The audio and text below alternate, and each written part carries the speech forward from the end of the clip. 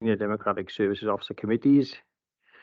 The first item on the agenda today is election of chairperson. In terms of expressions of interest, we only have received one from Mr. Chapman. I wish to inform members at this point that Sue Davis has recently resigned from the committee due to ongoing work commitments. We will therefore look to appoint a replacement lay member in place of Sue as soon as possible. So can I therefore receive a nomination for this position, please? And you are noting that it has to be a lay member under legislation. Councillor Richard Granville, please. Thank you, Mark. Can I formally move Gareth as chair, please, if he'll accept it at the same wages? Could I have a seconder, please? I'd like to second. Thank you. Have we any further nominations for the position of chairperson, please?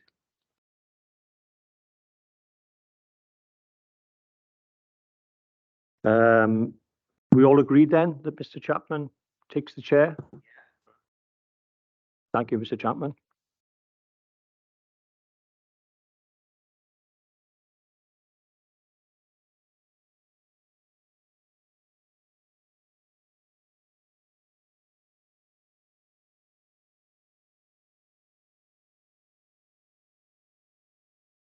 Well, thank you, members, for that support. Clearly, I enjoyed my last year, and hopefully we can take the committee forward again this year. Item 2 then on the agenda is the election. I think Mr. Councillor Granville's waiting for number 2. Election of the vice chairperson. Do we have any nominations?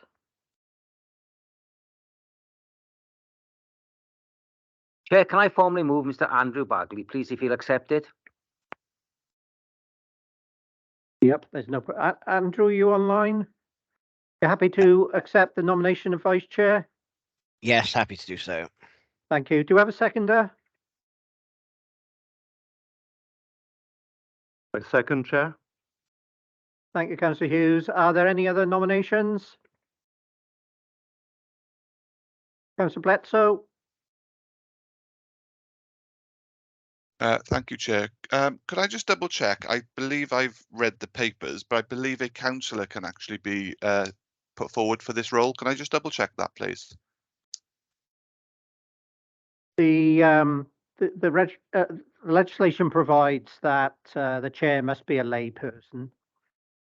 The legislation then also provides that the vice chair can be either a lay person or an elected representative, but not a member of the cabinet. I understand, no doubt Mark will correct me if I'm wrong.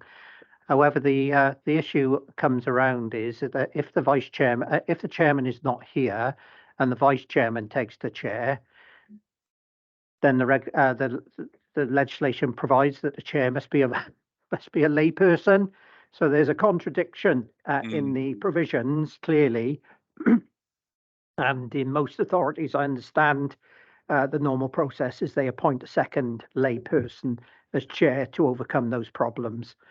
Clearly, I'm not a lawyer to this authority, but that's my understanding, Councillor Bledsoe. Thank you, Chair. I agree with you. It's rather confusing, isn't it? Because I got the papers and I wasn't sure, because it does say a vice chair can be, but then it doesn't mention what a vice chair can do if the chair isn't available. And it is noted that I don't think you missed a single meeting last year. So I'm not sure whether the vice chair would be needed, but I'm not sure where we stand on that. Clearly, obviously, it's a matter for the elected representatives of this authority, but it does cause, I believe, a constitutional issue.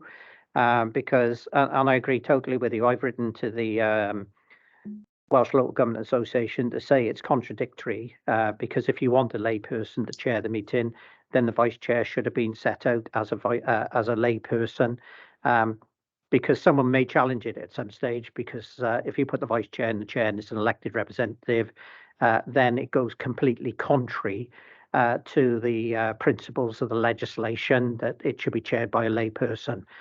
That's my view. As I said, I'm not a lawyer to this authority, and I'm not a lawyer now. But I would suggest an urged caution that it should be a lay member. That's my view.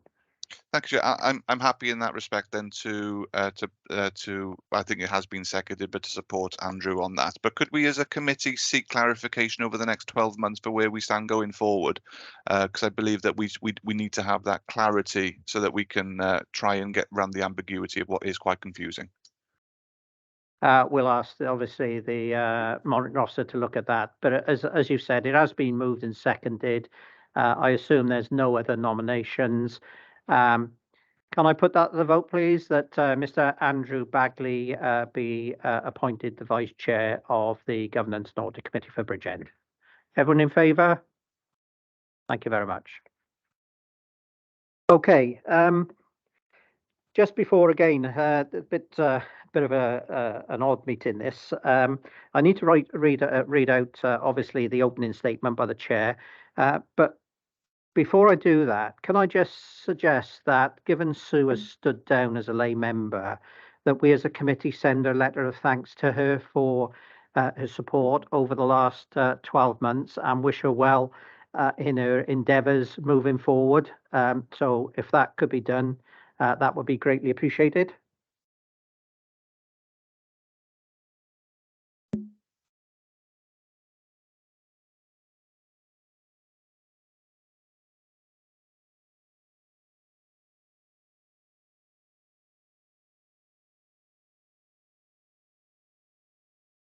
So it's the red one I need. Yeah, thank you. My apologies. So can I have someone to move that, please? Thank you, Councillor Granville. Can I have a seconder? Thank you, Councillor Hughes. Hopefully all the committee will be agreeable for that to take place. Okay, as we now go into the formal meeting, can I welcome all members and officers to this meeting of the Governance and Audit Committee, which will be a hybrid meeting. Clearly, I'd like to welcome Anthony and Sarah Jane from Audit Wales. Always a pleasure to have you at our meeting, so welcome for coming along. The meeting is being recorded and will be available via the Council's website to be viewed as soon as possible following the meeting. Everyone participating in the meeting will be accessing this meeting either from the Council chamber or from remote locations. Please could everyone ensure that the mobile phones are switched off or to silent mode. Members will have received an electronic copy of the agenda. I will ask officers to present a summary of the key points, and for the record, the agenda can be viewed on the Council's website. Members and officers will be speaking at various points during the meeting, and those speaking may switch their microphones and, where remote, their cameras on at that point. But I would ask that, with the exception of myself as chairperson, at all other times you keep your cameras and microphones switched off, as this will help to minimise any background noise and interference and to ensure the connection remains as stable as possible. Whether in the chamber or remote, if any member or officers wish to raise a point or a question, they should press the hands up button on the screen at the top right hand side of the Microsoft Teams window, and I will come to you in the order I receive the requests. Please lower your hand once you have finished speaking. The chat button has also been disabled for this meeting. Please do not use your microphone until I invite you to do so. Officers from Democratic Services will be supporting the meeting and will be monitoring the use of microphones throughout the meeting, and where necessary will mute those not being used. I would also ask the officers to introduce themselves as and when I invite them to speak during the course of the meeting. They too should ensure microphones and cameras are switched off when not in use, please. I'll now proceed to the agenda business. So we're on to item 3, which is apologies for absence. I believe that we've received apologies from Councillor Simon Griffiths and Councillor Colin Davis. Are there anyone else to be notified as an apology? Can we note those, please, that they've given apologies? Okay. Item 4 then on the agenda is declaration of interest. Are there any declaration of interest on the agenda? No, none shown. Item 5 on the agenda is the approval of the minutes to receive for approval, and this is for the correctness only. The minutes of the committee on the 27th of April 2023, pages 3 to 18. Has anyone got any comments on the minutes as for correctness? Councillor Granville? I'll formally move the correct and accurate, Chair. If there's no one apart from Councillor Granville who is prepared to move, there's only one point of correctness, Mark, I think that's needed, is that at minute number 62, at the end, page 4, there's no resolution. So I assume it should be resolved that subject to the above amendments that the minutes are noted as a correct record. Is that okay? Thank you. Subject to that correction. Bayadin, do you need to speak? Yes, I want to speak. Thank you, Mr. Chair, and good morning, everyone. So from the minutes, I have about 3 comments, right? One is the word PI that was used in the minutes, and I was wondering, because this is a public document, when we are using our abbreviation, it might be better to first state what that abbreviation means, because I was confused what PI mean, and also RICE, which is I think the audit, internal audit as well. So I think we should write it and be clear that it's actually an abbreviation going forward. The other point that I have on the minutes, on the audit report. Can you say which page it is and the minute number, Bayadin, please? Okay. Unfortunately, I'm using the publicly available one. So it's a 17-page document. So on the, I'm sorry, I'm actually struggling to. It repeats actually. The PI is the one that has PI actually repeats. So I'm looking at it in page 7 of 17. That's where we have the PIs. It also includes issues that audit rules raise, like PIs. So that's where it started from. So I think it's important that we are clear about what PIs mean. That's 7 of 17 of the minutes. When I also go to the internal audit report as well. So I saw RISE, which it has a meaning, but we should, okay, RIAS, right? So that's in page, I could see one of it in page 12 of 17. So I think we should just be clear, we should write it out correctly. And we do not, yeah. And I think the last point that I have is on page 15 of 17, which is just above the resolution for the audit plan. The Regional Internal Audit Service Charter. In that place, what was said was the chairperson added one further point about the relationship between Regional Internal Audit Service and elected members, indicating that it was also necessary to consider lay members as well. That is not a full thought. It doesn't speak to anything. In fact, I couldn't remember what was said there, but someone that is reading that also independently will not know what exactly is being said. So it's important that we are clear about what is in the minutes. Thank you, Chair. Yeah, thank you, Bayadin. I think some of the points you raised about RIAS is obviously the Regional Internal Audit Service, but I'm sure that they can pick up the points you've made there. Sarah Jane? Yes, thank you, Chair. It's just a minor point really of accuracy on page 6, paragraph 5, where it says looking at the information around service, the user perspective and outcomes. It should just be looking at the information around the service user perspective and outcomes. I know it's a minor point, but just to be clear, we're not looking at information around services per se. So yeah, just to make that a bit clearer, that'd be helpful. Thank you. Yes, thank you for that, Sarah Jane. Andrew?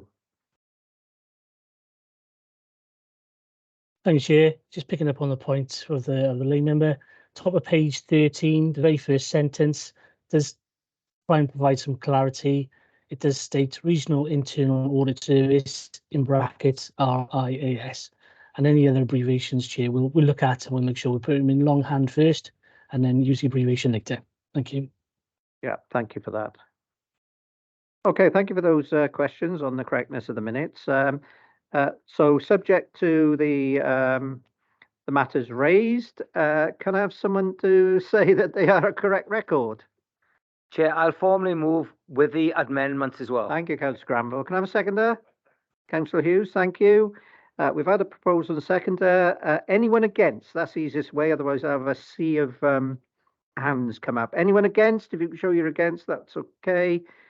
No, that's carried. That's unanimous. Thank you very much. Item 5 then of the report, item 6, sorry, of the report is Governance and Audit Committee Action Report. Mark, is that you? Yes, thank you, Chair. The purpose of this report is to provide members with an update on the Governance and Audit Committee action record, which members are now accustomed to receive as a general standing item. This assists the Governance and Audit Committee in ensuring that decisions made by it are actioned rather and implemented. And the action record is attached at Appendix A, which basically gets amended and tweaked and added to and deducted from meeting by meeting. So without further ado, Chair, I will take you to paragraph 9.1 of the report. The recommendation is that the committee is recommended to note the action record and provide any comment upon this as appropriate. Sorry, my name is Mark Galvin, Senior Democratic Services Officer, Committees. Thank you, Chair. Yeah, thank you, Mark. Obviously, we've got the report, the actions. There are numerous issues that will be coming before us today, but there are a few others. The 15th of March 22 is the corporate complaints update to be provided committee on how school complaints were recorded and ensuring they are recorded effectively to be done by the... Do we have any update on that? Because that's now been outstanding 15 months. Oh, thank you, Councillor. Sorry, I stole your thunder there. My apologies. Mark? I don't think, Chair, having spoken to the Director for Education, that there are many, if any, complaints arising from schools. And what we were going to do to that end was to send a separate email to all members of the Governance and Audit Committee outlining any complaints there are.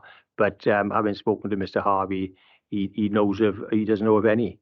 Yeah. So we can do that by separate email, and I'll remind Mr. Harvey about that following the committee. But there isn't enough information in terms of complaints really to compile a report together. No, that's okay. As long as it's been dealt with, Mark, and I think that can yeah. be completed. We're going to be dealing with the complaints report a little later on.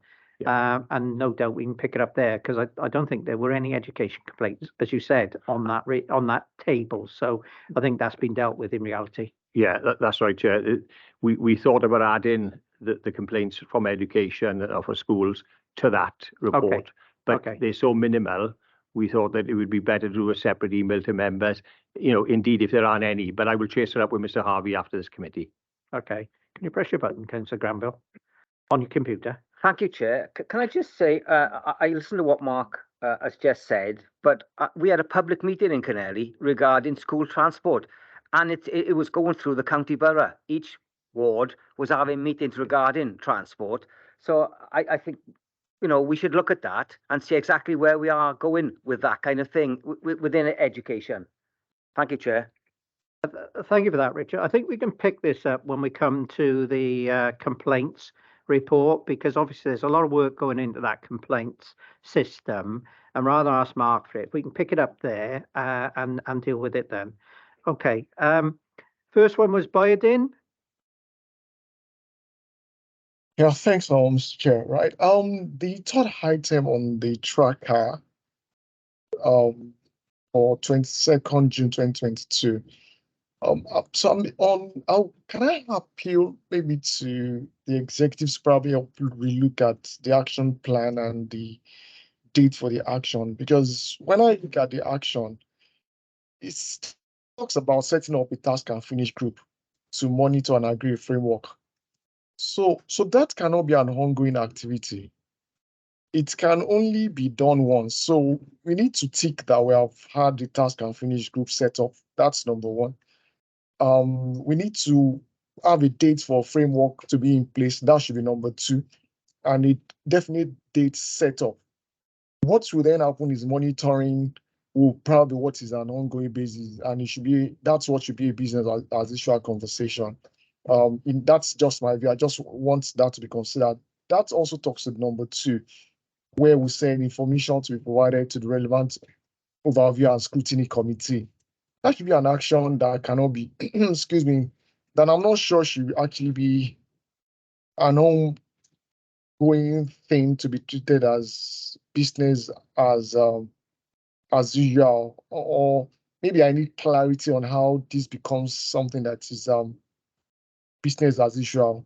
It's all right, there is a frequency for this to be done, but it can't be business as usual, and it makes it impossible to be tracked. Thank you. Thank you, Biden. I'm sure that obviously people will pick that, but as you quite rightly say, the issues on the corporate risk assessment, they were raised in the last meeting. The corporate risk assessments will be coming to us. It's coming to us again today.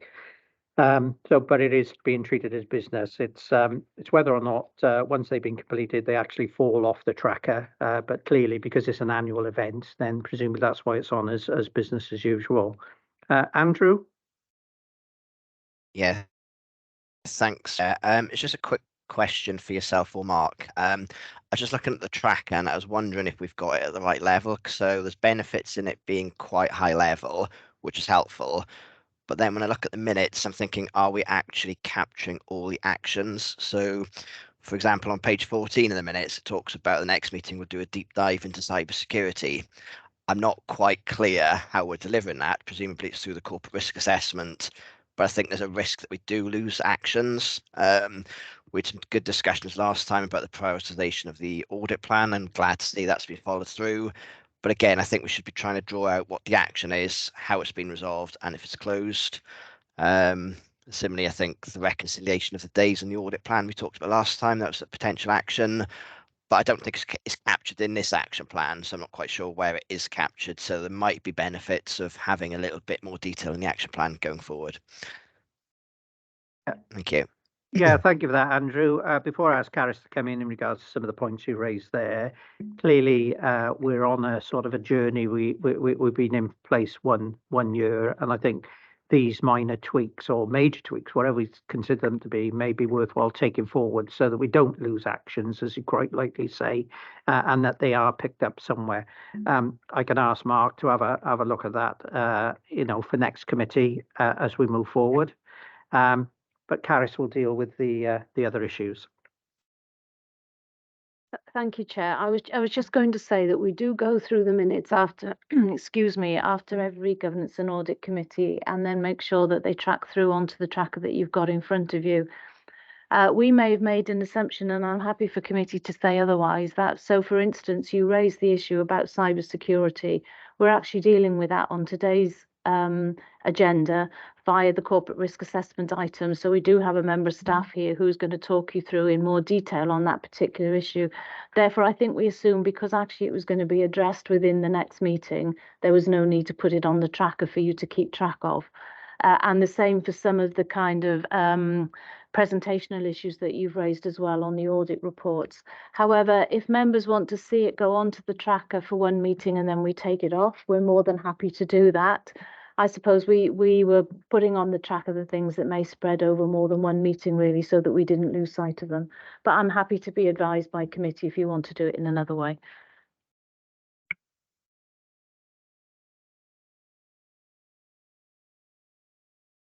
Andrew? No, I was just going to say thanks for that. I think there's benefits both ways. I think from where I'm coming from, if there was scrutiny of this committee, how would we be able to sort of purely evidence that we're tracking and holding to account? I'm not so sure until we've actually got closed the meeting at the end, and then we should perhaps do a review. Did we cover off the previous actions? But there is a bit of a further substance I think we could build into the process. Yeah, I think I agree with that, and I think at the end of the meeting, I'm just going to advise that we are going to do a review of where we were since June 22 to where we are now. So clearly, hopefully, some of these issues will be picked up. It'll be like a self-evaluation of us as a governance and audit committee, which I'm going to ask, which I've asked to be undertaken. And I think if Caris is happy to pick up those actions, even though they're coming to the next committee, and put them on the action tracker, and then obviously, as and when they're dealt with, they can fall off. At least there is a formal record. So thank you for that, Andrew. Any other questions? Any comments? Nope. Can I have someone to move the recommendation then, which is we note the action record and provide any comment upon this. Obviously, we've got the issues around picking up actions which are currently not on there, and I'm sure Caris will work with Mark on that issue. Someone prepared to move, please? Formally move, Chair. Thank you. Thank you. I've got a seconder. Put it to the vote then. Anyone against? Please show. Nope, thank you. That's carried unanimously. Item 7 on the reports then is the Audit Wales Governance and Audit Committee reports. Deb? Oh, Sarah Jane. Hi, Chair. My colleague Anthony is also going to introduce this, and I'll chip in a little bit. Okay. Thanks, Sarah. Thank you very much, Chair. And just to introduce myself, my name is Anthony Beale. I'm the new engagement director for the council. So I'm not actually, I'm very new, I should say. So I've not actually met officers formally. I will do shortly. Meetings are being set up. Although I should say there's a number of faces I recognise around the table, so it doesn't seem. It seems very much solid territory for me, shall we say. So I'm very much looking forward to working with you, Chair, and indeed the committee as a whole, and of course officers as well. So I'll pick up the Audit Wales audit plan, and we've had a little bit of a slight change in direction this year, and there's good reasons for that, because what we've traditionally done over many years is just put forward one audit plan. This year, we're actually going to be putting forward 2 audit plans, and this is the outline audit plan. So this is the first audit plan that we'll issue. So just to recap, what the plan would normally do, Chair, is explain who we are, what we do in terms of our financial audit and performance audit responsibilities. It'll cover when we'll do the work, and of course it covers the fee in terms of how much it costs. And traditionally we have details around our sort of performance work programme and the key risks affecting the financial statements. So that would normally come in terms of a full plan. But like I said, this year we've got 2 plans, the outline now, and of course a detailed plan that will come through to you in July, August time. So the reason for this is there's the introduction of a new auditing standard called ISA 315 that really looks at risk assessment in a very different light. The whole sort of rationale behind it, Chair, is around some of the corporate failures like Carillion. So the regulators have had a look at what audit they're actually doing and decided to revise what is a very key important audit standard, which is the risk assessment auditing standard. We're now required to do a lot more risk assessment up front. So rather than giving you a plan with half the risks in, because we're only halfway through the work, we're going to go with 2 plans. The first plan, which is the direction of travel, and the second plan, which will have far more detail in it. So just in terms of this outline plan itself, Chair, it does cover our responsibility, certainly in terms of our financial audit work and performance audit work. It does stipulate who the team are. You'll see myself as the new engagement director in the table. It does reference fees. It does reference fees and of course a timeline. It also includes an appendix, which I think is useful because it gives the audit committee and office a little bit more detail as to what this new auditing standard is all about. So that's included in appendix 1. When we'll come back in the July time, the detailed plan will include a substantive fee, it will include a whole suite of audit risks, and it will include a full portfolio of what we'll be doing in terms of our performance audit work programme as well. So that'll be local studies and indeed national studies like you typically see.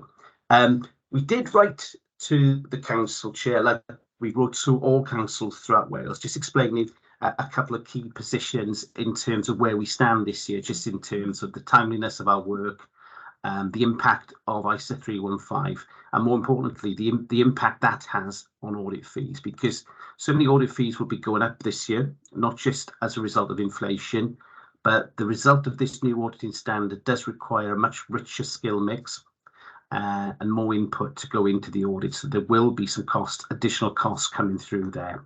At the minute, we're estimating those costs to be, for the financial audit work, to be 5% for inflation and around 10% in addition then for ISA 315. So it's quite a substantial fee increase this year.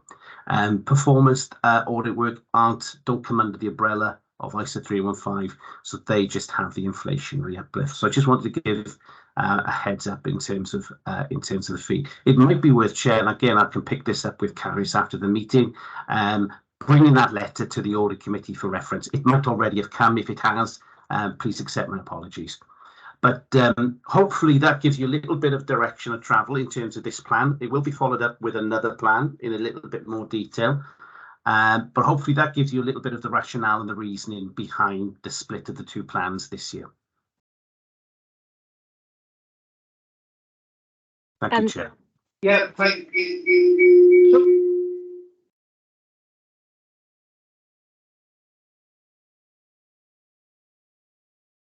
Yeah, that's okay. Sorry. Yeah. Oh, I don't know what's happened here.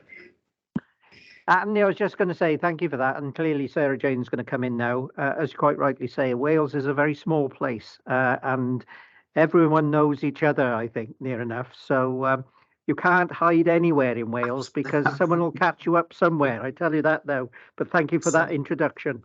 Thank you. Sarah Jane. Yeah, thanks. Yeah, thank you, Chair. I mean, as you'll see on page 8 of the interim audit plan, in terms of the performance audit work, I just thought it'd be helpful just to give a bit of kind of explanation around some of those pieces of work that we've identified. So at the bottom of page 8, so you'll be aware that, we do our assurance and risk assessment process that helps us to understand the council's arrangements, the extent to which it's applying the sustainable development principle and help shape our future work. There are then 2 thematic reviews listed. So thematic reviews, just to remind you, are a piece of work that we'll do across all 22 councils. So you'll see it's going to be one on commissioning contract management, and then one we're going to carry on. We've done a number of pieces of work around financial sustainability, and we're going to continue in that vein. In terms of the local work, which would be kind of bespoke to the council, at this stage we've identified that we'd like to do a piece of work relating to highways and transport. I think it's fair to say the reason we've identified, we want to look into this space is that it is a significant kind of gap in our knowledge. We haven't done a piece of work in this area for some time, but clearly it is a significant front-facing service. We haven't scoped that yet. It is a big service as well, so we'll need to do that scoping and engage with the officers around that. But just want to say, we'll come back once we've got some further detail and project scopes and things like that around the work in future. But yeah, happy to take any questions, Chair. Thank you. Yeah, thank you, Sarah Jane, for that. Okay, members, any questions? Councillor Granville? Thank you, Sarah, for that information. How do you come, as an audit, national audit, how do you come to pick what you audit in a council? Is it just like put your hand in a pot and pull out whatever comes out and you think, okay, that's the next one we're going to do? Or do you specifically go whatever is in A, B, C, D, E, F, G, what I mean, through the alphabet and pick out what is in that alphabetical order? I don't know. It's just interesting to know how you do it. Thank you. Chair, you happy for me to give some explanation around that? Yes, thanks. So I mentioned the assurance and risk assessment process. That is the key mechanism really for us to understand where the risks are. It is a risk-based approach that we take to determine which areas we're going to focus on. So So, for example, we looked at performance management last year. That was because we'd identified some issues that we wanted to explore further. So it is definitely not, finger in the air, let's just choose something. But through that risk assessment, that assurance and risk assessment process, we also identify areas where perhaps we haven't done some work for some time and need to get some assurance around that. And that is where the highways and transport issue has come up. In terms of the thematic reviews, we have a broad discussion. So we, across all the 22 councils, the teams come together to look at, if there are any common themes that are coming up. So, there is definitely rigour to how we do that. And then in terms of our broader programme, our local government studies and our national studies, I know they're not mentioned here, but they are subject to consultation. So, we do go out and ask the public and, stakeholders like yourselves for your views on that programme. So, there is a rigour and a robustness to why we do the pieces of work that we do. I hope that's helpful, but happy to take any further questions if there are any. Is that okay, Richard? Martin? Thank you, Chair. Listen to Anthony's account of the likely fees that will be applied in July. So we await those, and I thank him for being quite open about what we can expect. And what he also outlined are the implications of ISA 315, and it's very clearly set out.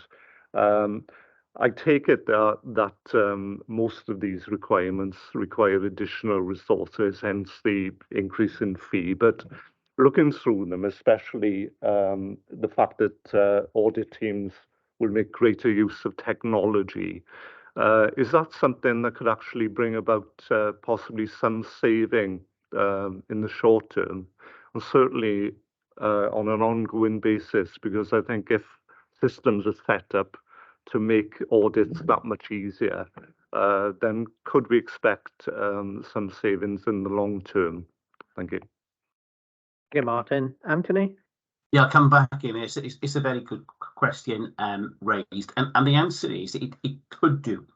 I think what the standard setters set out was that the old standard hadn't really taken into account that a lot of not just public authorities, but private sector organisations had evolved in terms of their IT, their governance. Things were much more complex, which is why the IT requirement has been built into this new standard. It was 20 years old, out of date. So ultimately, now what we'll be lifting the lid a lot more on IT, because we've always lifted the lid on IT, but we'll be going into it in a little bit more detail, as you would expect.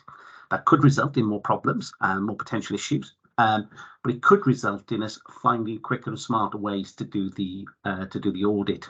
From our side as well, we're trying to promote what we call data analytics as well. So applying analytical techniques to your ledger to help us get through the audit a bit quicker, because it can assimilate and arrange data in a far better way than we could do it almost through spreadsheets. So this issue is very much on the agenda, and it is very much efficiency driven. So I think it's one, I can't be absolutely explicit, but I think it should do.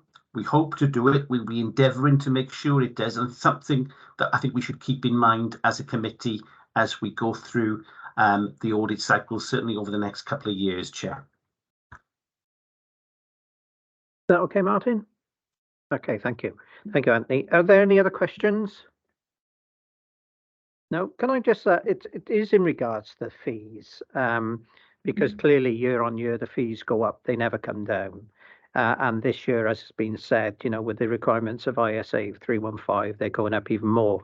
And I think the indication you gave, Anthony, was we'll get the substantive fee in July, but there's likely to be an inflationary increase in your fee of 5%, and then the additional cost of 10%. I think what concerns me, and it's always concerned me, is firstly when local authorities are, and again, I think this could come out in the thematic review of financial sustainability in local government. We got fee increases going up 15% and a local government settlement of 7% this year. And, service delivery is extremely difficult in most local authorities in Wales. And I'm sure that's why you're doing a thematic review. And if I was a service user, and what's said is, hang on a minute, why are you paying the regulators all this money? And actually you're cutting my service, Meals on Wheels is going, or my social care services is going, etc., etc. And I think there needs to be, in my opinion, some work done on that to explain clearly what's happening here, because there are a couple of other things. Who regulates the regulator in regards to the fees and everything else, and secondly, local authorities got nowhere else to go. So whilst they get the fees from the Auditor General, I'm not saying whether it be right or not, PwC or one of the big accountants may actually come in and undercut. So, and again, you'll be aware of that because I think you were previously in private practice. Yeah. So, Yes.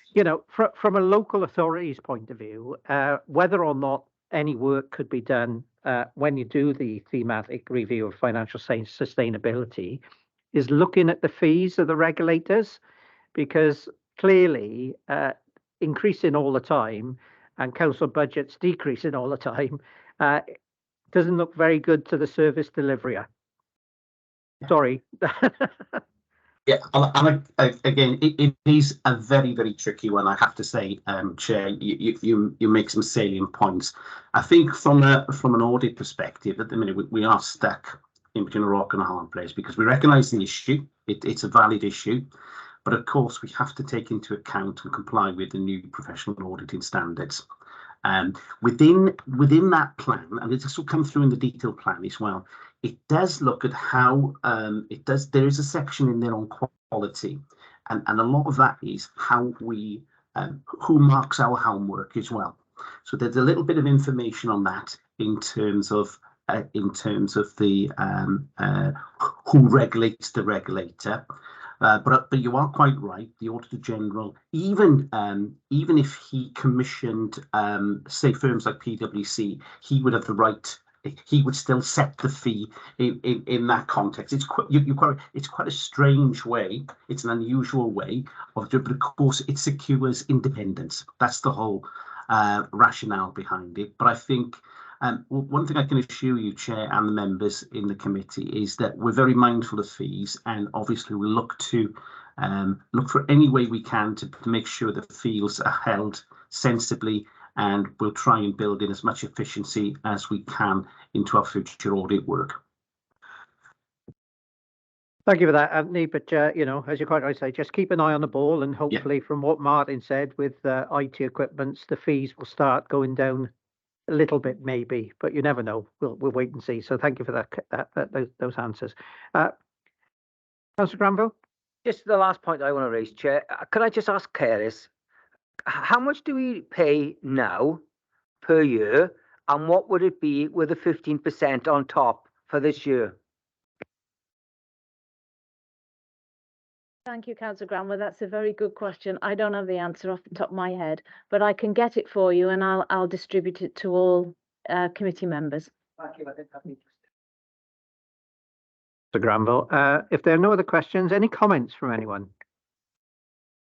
No, if there are no comments, then we've got the recommendation that we note the Audit Wales Governance and Audit Committee report at Appendix A. Hey, someone prepared to move, please? Thank you, Martin. Second. Can I have a second? Thank you, Councillor Granville. Anyone against? No. Thank you very much. That's unanimous. Next item is the Audit Wales letter on matters arising from the 21-22 audit. Thank you, Chair. Nigel Smith, Group Manager, Chief Accountant. The purpose of the report is to present to members the letter from Audit Wales on the matters arising following the completion of the 21-22 audit of the Statement of Accounts. Just to pick up on some key points in the audit letter, it confirms that Audit Wales had no concerns about the qualitative aspects of our accounting practices, and they did not identify any material weaknesses in the Council's internal controls. As part of their audit, Audit Wales will, if they identify any potential areas for improvement, they'll make a note of those and write to us in the management letter as set out in the appendix. Just to note, Audit Wales will review what actions have been put in place to address these recommendations during the 22-23 audit. If there's any questions, happy to take any questions. Are there any questions, anyone? Councillor Bledsoe? Thank you very much, Mr. Chair. On page 43 of the pack, which relates to the 6 items. Sorry, I'm working on a laptop going back and forth, so I do apologise to all. This is the duplicate payments that were picked up. And I noticed that there was a testing of 18 expenditure transactions, which identified 1 duplicate. Then testing of an additional 13 identified a further 2 duplicates. Just 2 matters on that, really. These are obviously samples of a very large amount of transactions that we have to pay on a regular. I don't even want to start comprehending how many payments our staff have to administer. But I'm a little bit concerned that the management response only relates to the 3 that were picked up from the sample, and I'd like to know what practice is in place to pick up duplicate payments that weren't considered in the sample, how we make sure that all duplicate payments are recovered. And also as well, the information on here states about the 2 that have been recovered, a 3rd is being progressed. Could I please have an explanation and an understanding what happens where we can't recover duplicate payments, what the process is for those who don't engage with us and return duplicate payments? Thank you. Just deal with that second question first. I don't think it's appropriate for the committee to dig into what happens if a payment's not made. That should be addressed somewhere else. Councillor Bledsoe, but I am with you on some of the issues in regards to sort of testing the process, because clearly, as you quite rightly say, I think it was only 31 a sample test, and in my opinion, I think clearly what has been picked up there, the process wasn't working.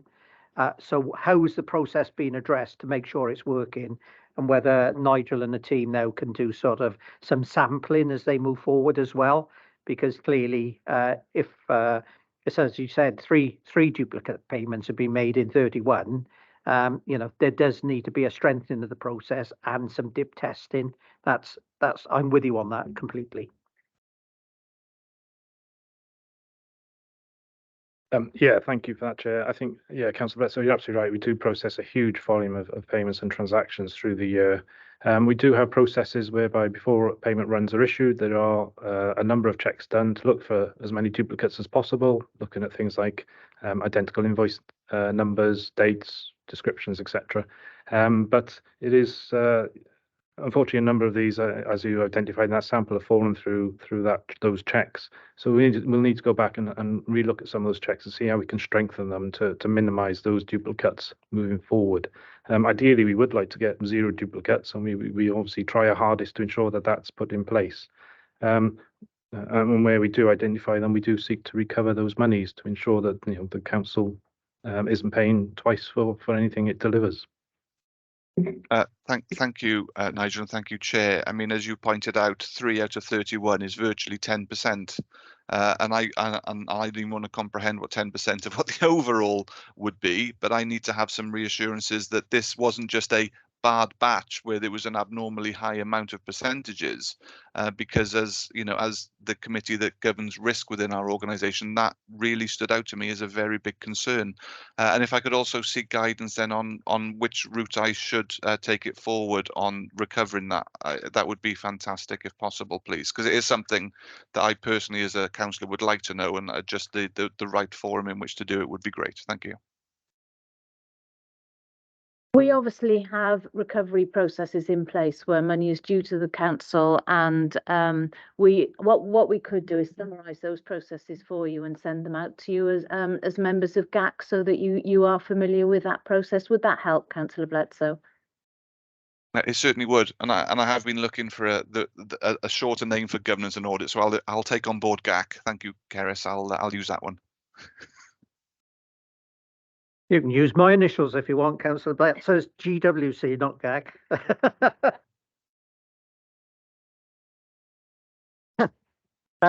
Councillor Hughes. Thank you, Chair.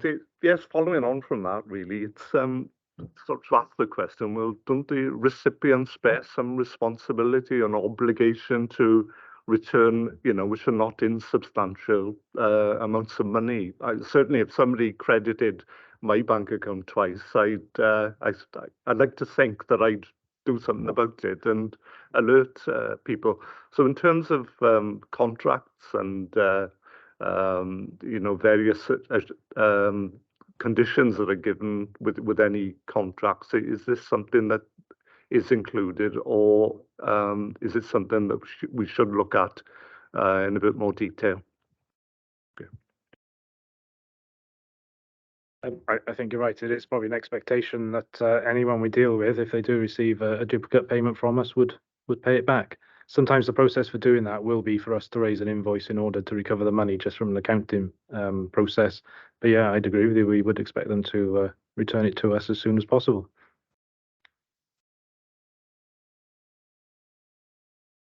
Andrew? Thanks, Chair. Yeah, staying on duplicate payments, unfortunately, I think Councillor Blitz has covered all my key points. But I would make the comment that I think later on in the meeting, we're going to talk about the audit plan. And I think Andrew's going to talk us through that plan. It does talk about a review next year of financial systems, which is a rolling programme of audits is adopted. I think it'd be good for this committee to know what that rolling programme looks like and where payments in particular fit within that cycle. It seems like a good contender. Thank you. Thank you, Andrew. Councillor Granville? Thank you, Chair. Being a bit naive here, when you're paying people, are you doing it via the computer or are you doing it by hand? Right? I don't know. And secondly, if we have overpaid somebody, surely we would be claiming it on our insurance. Do we make any claims on our insurance if we've overpaid somebody to get the money back? Or do we inform the police that it's fraud, that the company that we've paid twice hasn't returned the money to us? Thank you, Chair. Yeah, a good question. Our payments are made through through various systems, but yeah, whatever a payment goes through a purchase ledger, which is what was being done, is paid via our system, our financial system. And obviously, any checks, we try and do as many checks as possible, as I said, to try and minimise any duplicates there.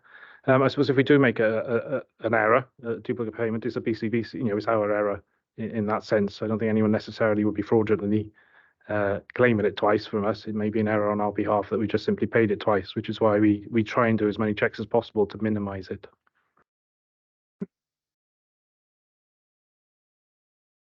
Sorry, Mark, I didn't mean to cut you off. I didn't realise you had a second question. Thanks, Chair. Yeah, the second one is just to note the surplus assets, the situation. The large amount of money, £7.9 million. Perhaps some explanation of what happened there, if it was in a particular situation, and what steps have been taken to ensure that doesn't happen again. Yeah, very good question. Yeah, so it referred to three assets, one of which was acquired prior to local government reorganisation by Mickleborg County Council. The other assets more recently were transferred into what's known as the surplus category. I mean, one of the things to confirm is that we hold those assets. They aren't sold assets. They are assets that are held by the council. We weren't able to identify the report to confirm the transfer into surplus assets, but moving forward, one of the things we'll be looking at before any changes are made to our asset register, on which we hold everything and any changes, we would want to see the report before we make that asset, reclassify it as a surplus asset. So we will have that process in place moving forward. Councillor Bledsoe. Oh, you've disappeared. Yeah, sorry, Chair. I had a question on the same matter, and to be fair, Nigel answered it. I thought I'd lowered my hand, so it wasn't, and tried to do it. Apologies, Chair. So that's okay, no problem. The only any other questions? Any comments? The only comment I'd make in regards to the management response, clearly in my view, and a couple have been picked up here, lots of the procedures just need to be strengthened by the teams. In regards to, the first one says finance officers have been reminded to ensure that authorization journals are properly evidenced. And the question I always ask is, so what?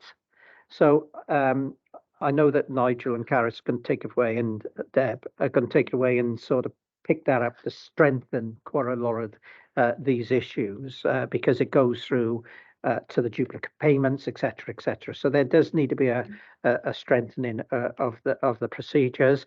There need to be some obviously other minor points in there in regards to one of the points I looked at was the IT server room. It's now clear of cardboard, quite rightly so, or was clear of cardboard. So can they keep doing the regular checks so that we ensure that that's clearly ongoing? And the other issues, Councillor Hughes just picked up in regards to assets. This is a very specific issue, which again tested me a little bit. It's declaring them surplus before they're sold. So that's what I understand the issue is. The directorate declares them surplus. They're held by the council until such time as the council makes a decision what they're going to do. It. So they could either sell it or they could keep it for another use or whatever. And I think what Nigel said, we're assured there that should the council decide to sell it, then there will be a report to council to make sure that decision is carried through. But this issue relates to declaring that piece of land surplus, land or building. So I think that makes it made a bit clearer for me anyway. Councillor Richards. Hi, so I just wanted to apologise for my lateness joining the meeting. I had very major IT issues that even I couldn't figure out. So just sending my apologies. That's all right, pleasure have you here. Thank you. Okay, Councillor Anthony, sorry. Yeah, I'll keep it quick. I'll keep it quick, Chair. Just in terms of the duplicate payments, I think just in terms of response, it's something that, because it was an issue last year, it obviously is an issue now that's flagged with us. So it'll be, as part of that risk assessment I spoke about, it will be an issue that we'll focus on in terms of the 2022-23 accounts. Andrew Bagley's just raised the issue in terms of internal audit may choose to look at that as an area. And I think probably a third line of defence is the, I don't know whether the committee are familiar with the work of the National Fraud Initiative, the NFI, because that does, it's a huge exercise undertaken throughout England and Wales. And that does capture duplicate payments, and then authorities look at, are they legitimate duplicates? Are there reasons for it? So just in terms of the next round of that, I would strongly encourage the authority to really take part and go through that. It's another defence mechanism in terms of public money. So just looking at this now from a prospective view. Yes, thank you for that. And I'm sure the officers are taking it on board. It's something I picked up in regards to some other areas as well. Because I know in another authority I belong to, we're about to have a report on the counter fraud and national fraud initiative. So that will be fairly interesting. So thank you for that. Councillor Richards, did you want to speak, or are you happy to put your hand down? Thank you. That's very My kind. apologies again. Sorry. No, that's okay. Don't worry. We have these legacy hands now and again, and you've just put it back up. Oh, sorry. Has it gone? It has gone now. That's okay. Thank you. All right, I'm not going to touch any keys on my laptop now. Thank you. Just shout out if you want to speak. If there are no other comments to make, you see the recommendation in the report, which is that the Governance and Audit Committee notes the matters arising from the letter of the Audit Wales, along with the recommendations and responses as attached at Appendix A, obviously subject to the strengthening in some respects of those comments. Someone prepared to move, please? Yes, I'd like to move, Chair, and just to sort of highlight that point made in the letter that there aren't any concerns. Yeah. I think we need to stress that there's of the qualitative aspects and no material with weaknesses. So that's particularly good. important. So I'm prepared to move. Thank you. Thank you. Can I have someone to second it, please? Can I have a seconder? Happy to second, Chair. Thank you, Councillor Bledsoe. Can I put to the vote, please? Anyone object against the recommendation? No, thank you. That's carried unanimously. Item 9 of the agenda, which is the Corporate Risk Assessment 2023. Thank you, Chair. Just for the recording, I'm Carrie Sword and I'm the Chief Officer for Finance, Performance and Change.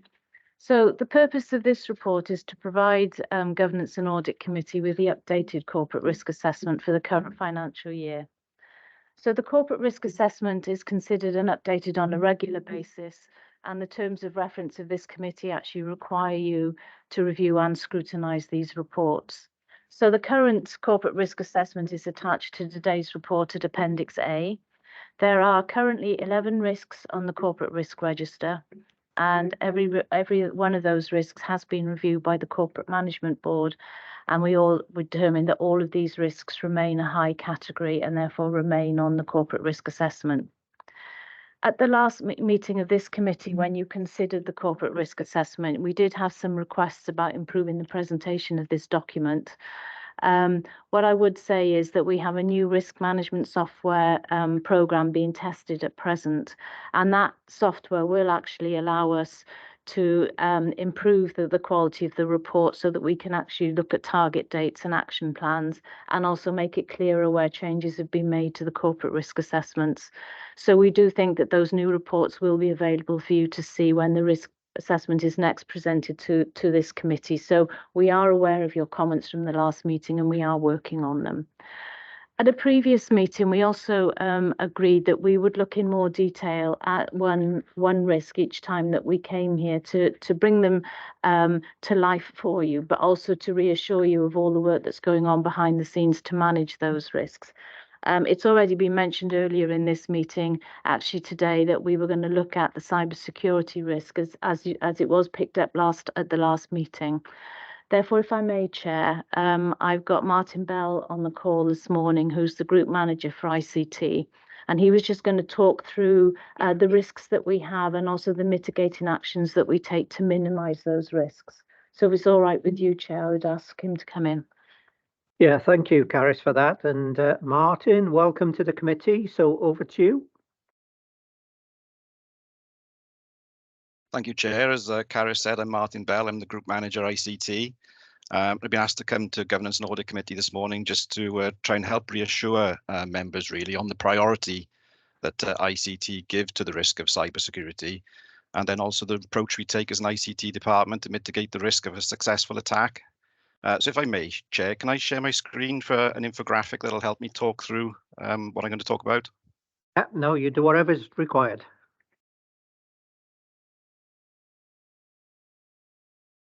Bear with me a moment.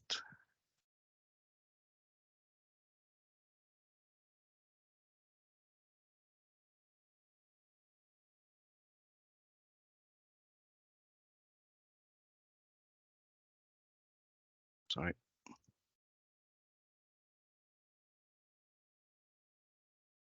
Could I just check with you, Chair, please? Can everybody see that clearly in the chamber and hybrid? Can you see it? Martin? Yeah, okay. So is it just an email, final audit report? Oh, no, sorry, I'll need to... That's what we're seeing. The Group Manager ICT really should have his Microsoft Teams skills better honed. Yeah, never work with IT, I tell you.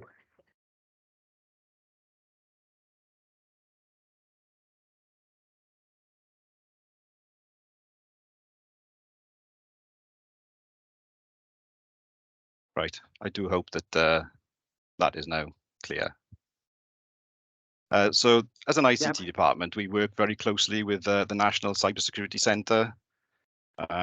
That is the foundation really of what we do as an ICT department to help mitigate the risks of cyber attacks.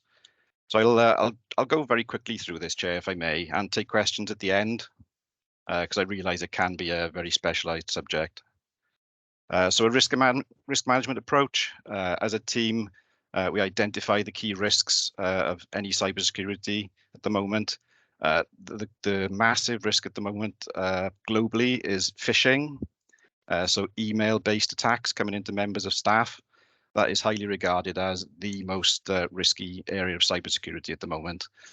And as an example of measures we take to mitigate these attacks, I've got some stats from my technical teams.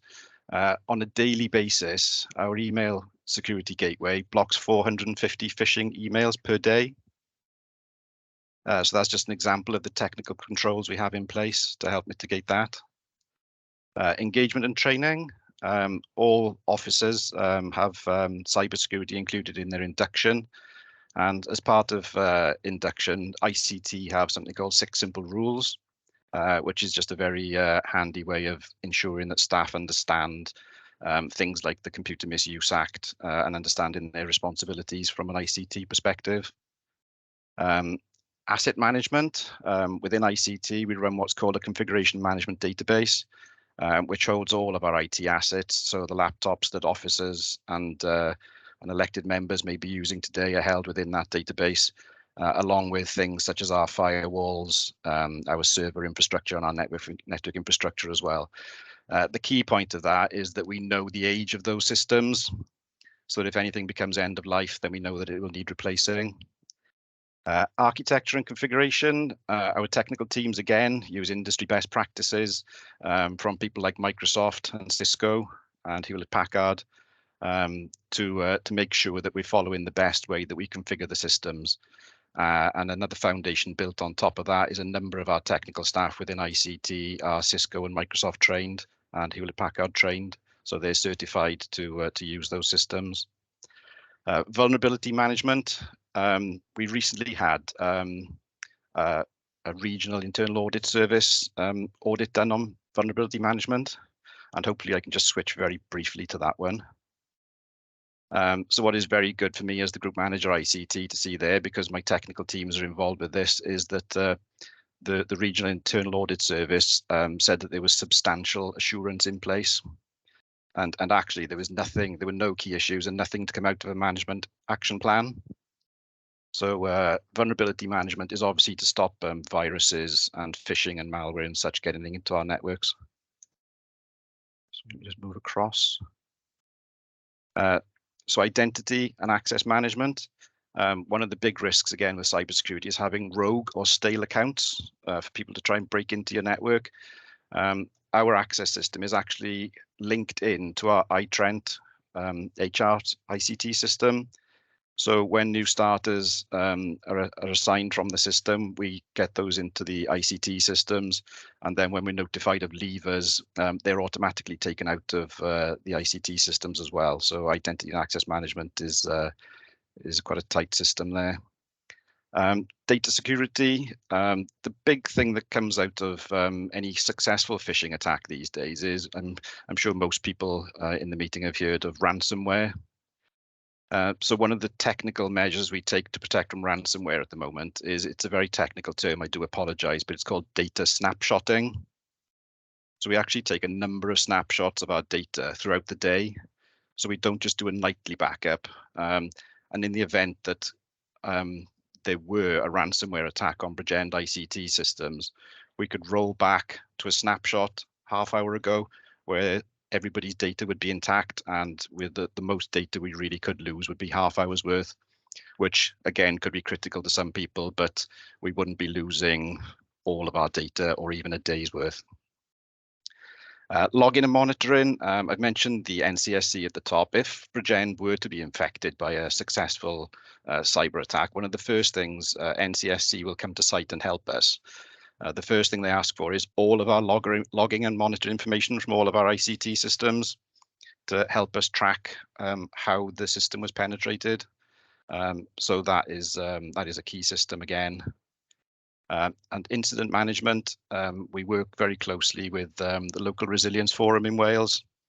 So there's members of Blue Light Services and other local government organisations helping us with that. And lastly, there on the slide, supply chain security. We ensure that any new suppliers we engage with from the ICT perspective, they perform what's called a security impact assessment. And in fact, that involves them filling out quite a lengthy form to ensure that they take cybersecurity seriously. So as I said, I made sure that was quite a whistle-stop tour over the slide, and just to try and give members of the committee really that ICT do take cybersecurity very seriously, and it is a high priority. Thank you for that, Martin. Clearly, there are going to be some questions, I'm sure. And the first one's going to come from Councillor Granville. Thank you, Martin, for that quick overview of your department. One thing for me is, have the council got any backup system? So if your system goes down, right, for a technical problem or whatever, and you can't use it, have the council got another backup that we can use to make sure that we're all safe? Thank you. Councillor, yes, we do. I'll answer that directly. That obviously our primary data centre is located within one of our core buildings within Bridgend. So the systems we run on a day-to-day basis run out of that data centre in Bridgend. But we have what's called a co-hosting or a co-location agreement with Rhondda and Taff. And we hold all of our data on a live synchronous backup with Rhondda and Taff data centre, and it's a reciprocal arrangement. So they hold the same with us. So again, if we had a major disaster within the data center in the Bridgend location, our business continuity plan would be engaged, and we'd switch over to Rhondda and Taff as quickly as possible. Okay, Richard. Okay, thanks. Councillor Bledsoe. Thank you, Chair, and thank you, Martin. As part of my day job, my employer sends me training emails every so often where I have to log into a hub and I get educated on the modern way that my data that I hold on my laptop can be accessed. I think the last one I had last week was based around how my voice and my face and my image can be replicated through AI and be used to gain access to things. The old advice used to be don't leave your laptop on a train, but now it's a lot more complex and a lot more detailed than that. And I am aware that some of us use mobile phones where we gain access to our BCBC emails and referral system, and one of the education things that I received was about using public QR codes, because you go into a restaurant, you see a QR code on a table to take you through to a menu, but you don't know that a replacement QR code hasn't been placed over the top, which can install ransomware onto your hardware. And I'm just wondering whether a similar kind of education program could be made available or to our staff, our councillors, just to protect the hardware that we use and the software that it holds on it moving forward. Shall I answer that directly, Chair? Yes, please, Martin. Yeah, Councillor Bledsoe, I think I did mention our engagement and training regime we have with staff when they start, and which is annual with our data protection as well. There is mandatory training that staff have to do on a regular basis. I think the problem with cybersecurity is it's an ever-changing threat on a daily basis. So it was your exact example where you mentioned QR codes could divert you to an unscrupulous website to try and catch your details. And with it being an ever-changing landscape, I think, yes, we probably do need to address how we educate our staff. And I'll speak with Caris after this meeting, and Martin Morgan's my manager, about how we potentially progress that and report back. Yeah, purely from my organisation's viewpoint, an email appears in my inbox in the morning. I go on, it's 10 minutes, it ticks a box, it's all registered, it's all there, but I'm always kept on date because, as you say, it changes on a daily, weekly basis what the new risks are. I certainly didn't know that my voice and face would be used for virtual recognition until this week. Thank you for that, Councillor Bledsoe and Martin. Richard, is that a last hand? Yeah, thank you very much. Are there any other questions? I've just got two questions. Firstly, it's the issue about training, which is, as you said, a moving feast in reality, changes day by day. I just want to know, how often is the training provided, and how do you know that everyone in the council's undertaken that training? Because it's very easy to say, well, we run training sessions, but is there any data as to how many officers of the council, elected members or support staff or whatever, have actually undertaken the training you require them to undertake? And if they don't undertake the training, what happens? Chair, I can answer most of that because I know that I get a report from our HR department about which members of my own staff have not completed mandatory training. And obviously, as a group manager, I address that and make sure they have, and it's all within our online e-learning system. But to give you a full response on that, I need to speak to colleagues in the HR department who are responsible for the e-learning system. I think that would be useful because obviously you can control your own team, but on occasions, training becomes a bit of a burden to people because they want to get on with the job. And actually, by missing a training session, they could miss something which is really important to this authority. And I think the point you you made early on, 450 attacks a day. All of a sudden you get someone in social services get one of these phishing emails or whatever, opens it up, and all of a sudden the council system goes down. So I think, for me, it's important that whilst training is provided through your team and others, it's extremely important that other service managers, heads of service directors or whatever, insist that it's undertaken because, I know in some authorities, they actually withdraw computer access if people don't do the training. And I think that's how important this needs to be raised nowadays because if the systems go down, you've got major problems. So if we could get that, I'm sure Caris or one of the team can pick that up for data for us. And I'm not asking you, Martin, in regards to that. And secondly, I'm sure you've seen the report, which we just discussed from Audit Wales, is that cardboard was found in your server room.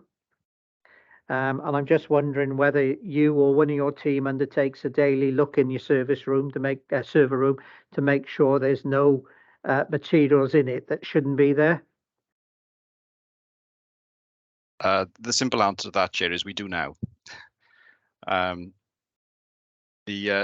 the data center rooms we tend to treat as a lights out room. And my staff shouldn't need to go in there on a day-to-day basis unless we have an item of hardware fail. But yes, we do now perform a monthly check that the server room is exactly as it should be. Thanks for that reassurance. It may be, I don't want to add extra work to you, but maybe it needs to be done weekly because, and you'll tell me, I'm sure, that a server room gets extremely hot. Normally, I think, and what you don't want is any combustible materials in there, which causes you a major headache. So, but thank you for that reassurance. Are there any? Iodine? So thanks, Mr. Chair. Right. I think on the issue of ransomware and what was mentioned also in terms of the number of phishing mails that come in on a daily basis, which we've also spoken to training for staff. Do we do tests also for staff, especially on phishing emails or related mails? Because beyond phishing, there is BEC as well, right, where people are faked to take actions when they are not meant to take those actions. So I think one of the things that we do in my organization is that we actually conduct tests, and we find people that fail those tests. They go and click on emails about repeatedly after they've even been trained. So I think training and testing also, that people are paying attention to the training, is one of the things that I think can be considered, to prevent things like phishing and ransomware. I think the other question I have is on cyber security posture. So have you? I what I heard is that you have alliance with the national crime of cybercrime platform, but have you got your own response plan itself, rather than relying on a third party? Because I guess it's important also that we have a good plan in that talks to how we respond. And my last question around cloud.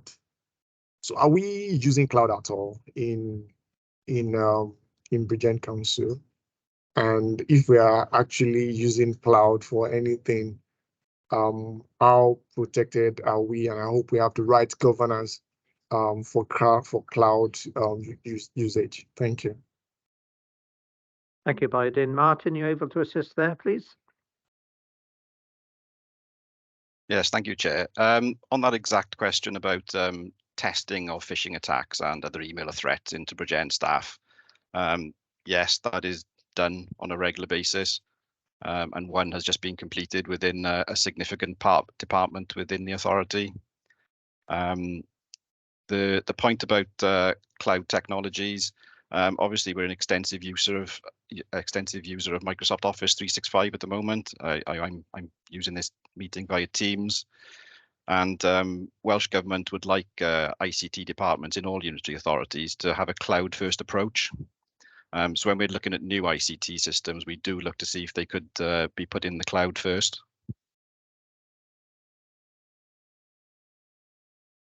Does that answer your questions, Biden? Yes, he has tried, but do we have what sort of governance do we have in place, and where was it approved for adoption of cloud? Because I think that adoption of cloud requires some sort of governance being in place. And I think the last question I asked, which you have not answered, is the cyber response plan you have. Is it also documented? Thank you. Apologies. Yes, the decision to choose whether we choose a cloud application or not, we have a digital board. And if somebody needs to bring a new ICT system into the council, it must be approved by the digital board. And that includes a pro forma that asks if the system could be cloud-based. So the governance is there and it is approved via the digital board. And just to go back to your point, sorry, I did miss that one about how we would recover from a potential cybersecurity attack. We have an extensive business continuity plan. So obviously, how and when that is invoked could be as the result of a successful cyber attack. Thank you for that, Martin. Richard? Thank you, Chair. Just one final question from me, Martin. You just mentioned the board. Is the board made up of officers and members, or senior members like the leader, deputy leader on that board, or is it just officers on that board? I believe that it is just officers at the moment. I can send the full attendee list of the Digital Transformation Board as part of the minutes if required.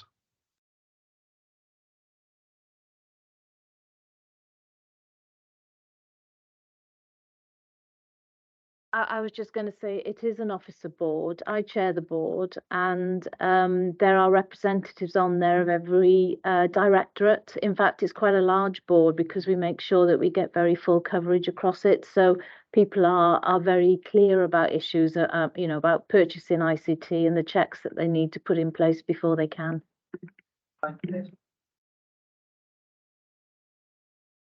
Thank you for that, Richard. Just one question. You mentioned that Welsh Government would like, obviously, all local authorities to be cloud-based. Are they providing any extra grant funding or any other source of funding to support that initiative, or does it have to come out of the council's annual budget? There are some Welsh Government initiatives for grants for new and innovative things. Innovative usually means to collaborate with a local partner. So grants are available for that, but anything we decide to do as Bridgend must come out of Bridgend budgets. Thank you for that clarity, Martin. Okay, there are no indication for any questions. Are there any comments from anyone?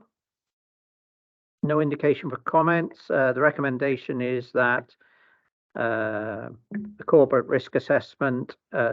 Sorry, Martin. Can I just firstly thank you for providing that update today? It's very valuable, and as Karis said, we will be calling officers in just to do some deep dives or explanations in regards to some of the areas where there is major concern with the authority. But can I certainly thank you for your time today in delivering the presentation and answering the questions transparently. So thank you for that. Okay. Thank you, Chair. May I ask a request to be excused from the rest of the committee meeting? I've just been asked to deal with a quite sensitive issue. Yeah, I've got Councillor Bledsoe just raised his hands. Obviously, we're moving the recommendations and that. So I don't know what Councillor Bledsoe wishes to raise. Councillor Bledsoe? Thank you, Chair. You were just on about moving. Sorry, I got something stuck in my throat. I do apologise. Are we talking about the agenda item as a whole? Because I do have a question on the agenda number 9, but it doesn't relate to anything Martin would input into. Sorry, Councillor Bledsoe. Yes, I was going to move the whole, but if you've got a question on item 9, then I'll just wait until we get your question answered for that. So yes, sorry, Martin. Thank you. Have a nice day. Thank you very much. And Caris can get hold of me if I need to be called back in. Thank you. Thanks. Right, Councillor Bledsoe, my apologies. No, it's fine, Mr. Chair. It's I just wanted to make sure, because it's not relating to Martin, and as you said, it's sensitive and it needs to go and resolve that. So it's on agenda item number 9 itself, and it's on page 49 of our pack. The reference number is COR-2019-01, and it's around the identified risk of the council needing to set a robust budget. Is it okay to raise something on that, please? It's all on what you're going to raise. The issue is the budget's already been set, and clearly council's already agreed the budget for this financial year. So obviously we can't go into the ins and outs of the budget and whether it was right or wrong. I'm happy to listen to your question, and then if you're happy to take my ruling, so be it. Of course, Mr. Chair. No, I totally take on board the budget has been set, and the facts of the case are put to bed in that respect. It's more in relation to the risk that's highlighted in red, and the raw risk score is relatively high at 20. It's not the highest on there. But we as a council adopt a policy that is recommended in Wales of a cabinet-led administration, and a lot of officer time is dedicated towards assisting the cabinet in putting a proposal in front of the full council for acceptance. And it happened at this last year's budget setting, and in the previous year there was an attempt to set an alternative budget for alternative considerations by full council. This council doesn't have a policy adopted to support non-cabinet affiliated councillors in putting recommendations forward. We do have a system where we have BREP, and certain members of political groupings are assigned to BREP on behalf of those groups. However, the terms of BREP state that those assigned to BREP can't discuss the contents of it outside the meetings. It is highly confidential, and those who are not affiliated to any group at all, who sit as true independents without any support of any group, don't have access to that.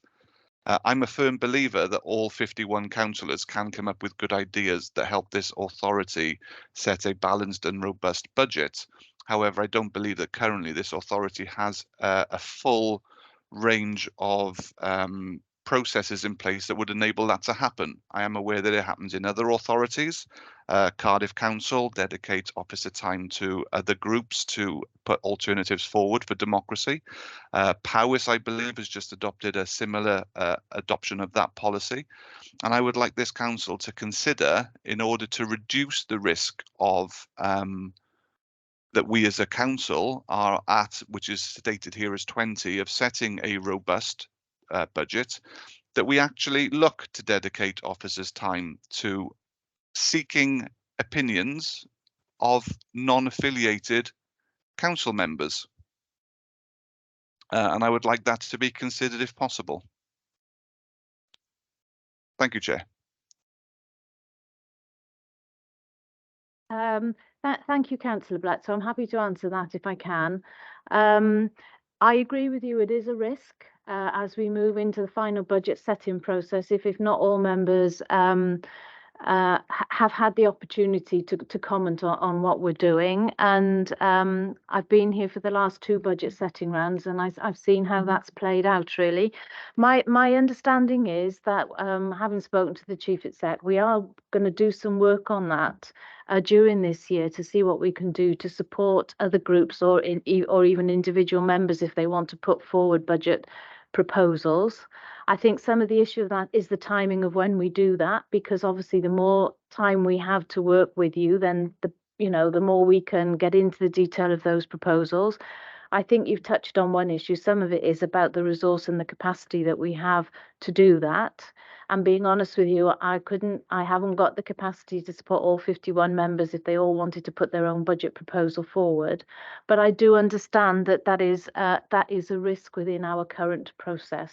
So I know that the Chief Exec and I have had discussions on that since the budget setting meeting at the beginning of March to see what we can do going forward to support groups or members as we go through the budget setting process, so that if they feel that there are other options that have not been considered and they would want them considered, we find a way of looking at that and being able to work with you, build them up, and really, or explain if actually there is a reason why they can't go ahead. So we are looking at that. What I can't tell you at this point in time is what that actually looks like. Does that answer your question, Councillor? I think my view of the matter is, given we are a governance committee and we require assurance in regards to processes which this authority adopts in setting its budget, etc., that will be contained within the council constitution at the moment. So clearly there may be a gap within that. If you would be kind enough to let Caris take that away, clearly it's a monitoring officer issue and a governance issue in regards to the constitution of this authority. But engagement clearly is important. The view I would take is that, a member's got a view to make a comment at council when the budget is set, because it's council who sets the budget, not the cabinet. And that discussion, but if some pre-discussion can take place with those elected representatives who are not members of a political group, then maybe that can add some added benefit to the process going forward. What the budget will be is what the budget will be at the end of the day, whether everyone likes it or not, because obviously hard decisions have to be made. But I think engaging with people throughout the process is very important, because a non-affiliated member clearly has been elected there by the citizens within the ward they represent, and you wouldn't want that voice lost. So if you would be kind enough to let Caris go away and discuss it with the Chief Exec and the monitoring officer, and no doubt there will be a process one way or the other come out as we go through the year. But it's a very valid point, Councillor Bledsoe.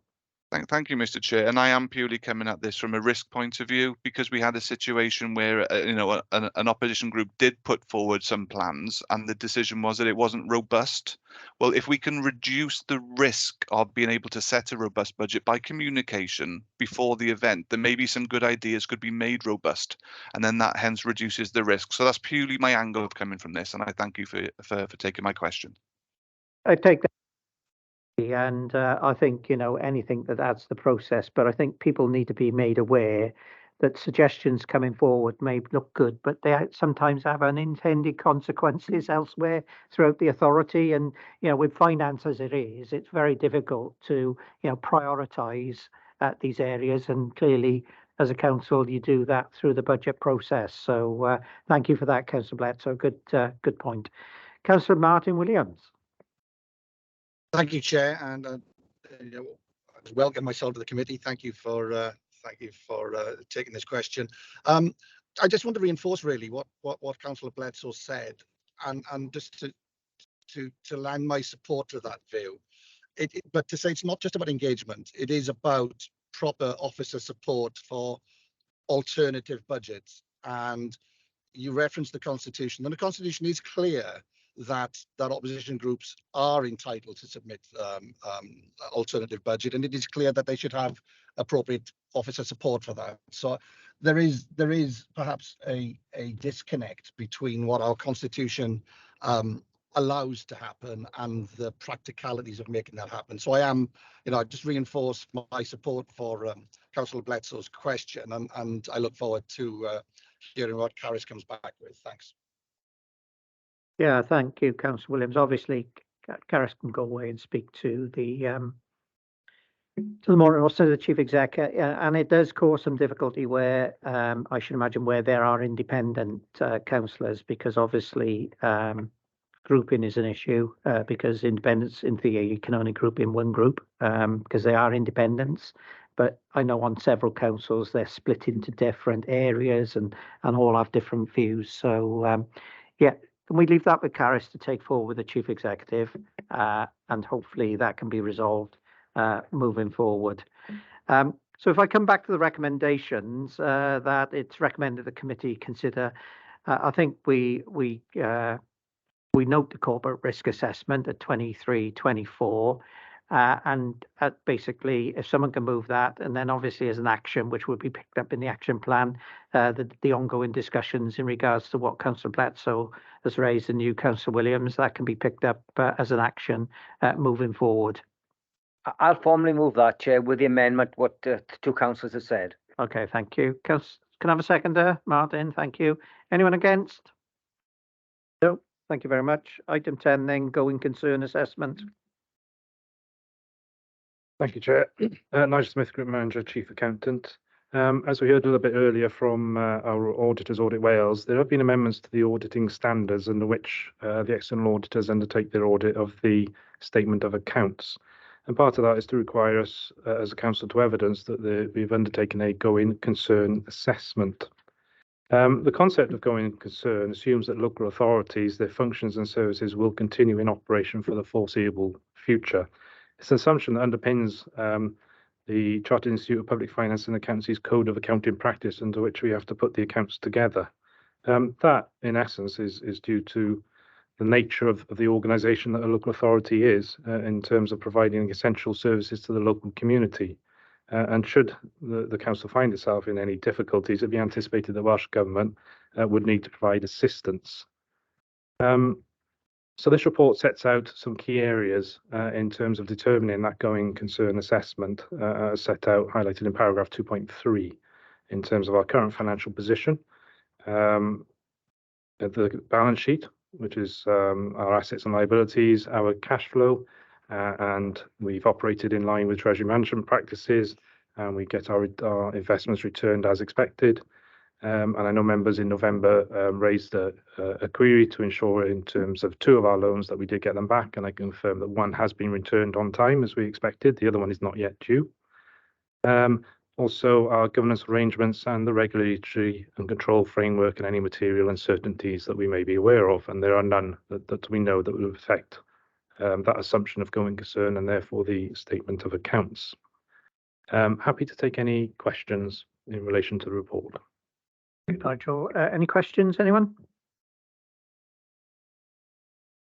No one. Oh, Councillor Granville, always a pleasure to hear your voice. Thank you, Chair. On the third point down, council's cash flow, I'm not one to say that people shouldn't have cash, right? Because I think cash is a good thing. But couldn't we perhaps look as a council for people to pay council tax or other things relating to that as direct debits? So we're not having the cash coming into the council like it is. Like you can come to the front desk or go then to a person and pay your bill, yeah, per calendar month. I'm just picking up, you know what I mean? It's one of those things. Risks. I'm looking at the risks of cash. That's all I am. It's easier for you if you have it a standing order. You can work out things a lot quicker than cash.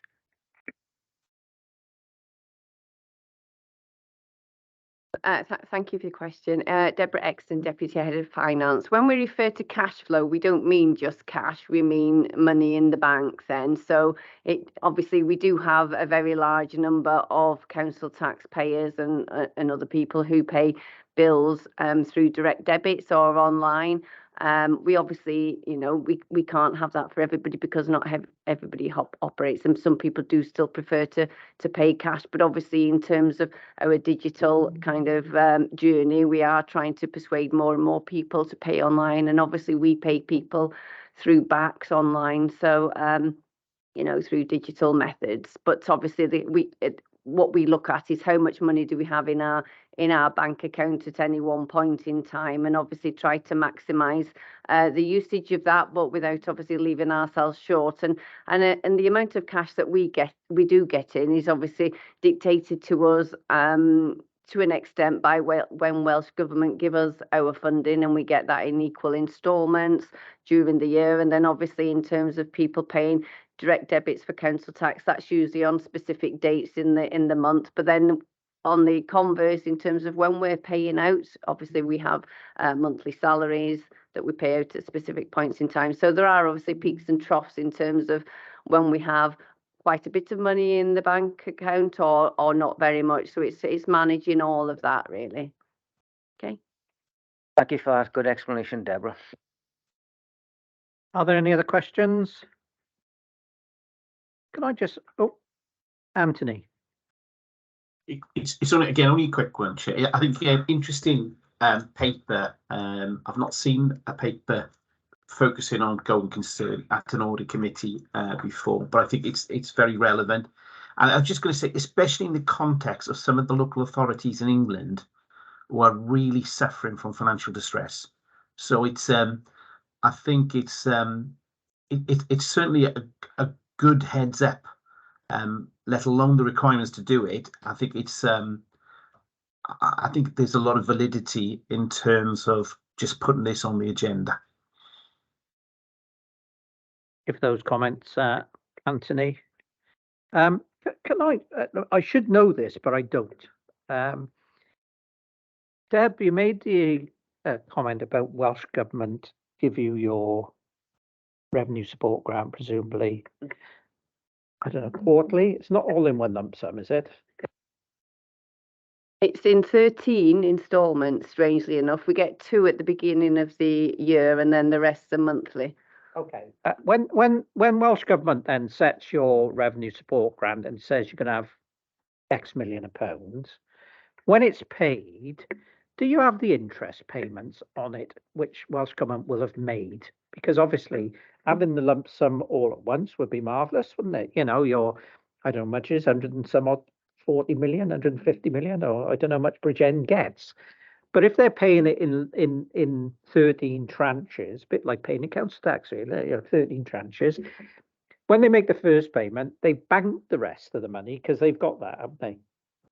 And therefore, do you get the interest payments when it's released? So the more money they've got in their bank account will be in interest. Do you actually get a percentage of that or not? I can't comment on how they get their money and when they get their money, say, for example, from UK government. So that may be the same scenario that they get paid it monthly. So I don't know.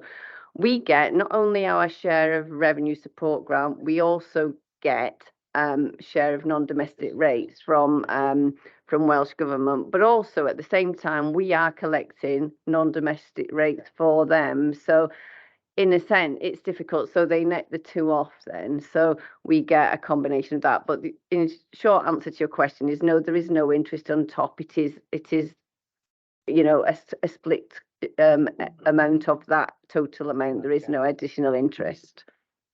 I don't know whether Anthony would know. Where does the interest payment go then? Because they won't have just they'll put this in the bank, won't they? So there'll be interest earning. So I assume that money then goes into the Welsh Government sort of general fund. Do we know? Anthony, do you know? Sorry, Chair. I don't actually, because I've not worked in Welsh Government, but I think the money does come in a block. They call it the Welsh block. So I've got a funny feeling it is a one-time amount to cover the year. But I'll ask a few questions because obviously colleagues of mine will work in Welsh Government and we can clear that up. But I can understand what Debbie's saying, because the RSG doesn't include any interest payments. And that, you know, it only just stimulated something when she said it, but it seems odd that authorities don't benefit by that. You know, they get a lump sum when they set their budget. And therefore, you know, if Welsh Government is holding that money en bloc for the 22 authorities, and obviously they've only paid out a 13th of it across 22 authorities, there's a huge amount of interest coming in. I should imagine, you know, they're going to put it in some interest bearing account, whether it's 1%, 2%, or 3%. Interesting question. And I said, I don't know the answer to that, but there we are. Sorry, Richard. Thank you, Chair. Just going on from that point, then, that we do a collection for the Assembly, yeah? Cardiff, yeah? Is that correct? We collect business rates, Right. obviously from our local businesses. Right, Yeah. that's fine. You've clarified. Do we then, because I have asked Clarice this question, do we then charge them for the officers' time that we are doing that work per se to the Assembly? Because I think if we are doing work for another authority, we should be charging them. We do get an NDR, non-domestic rates administration grant. So I'm not saying it's sufficient, but we do get a grant. We can have a look at it and let you know. I don't know off the top of my head.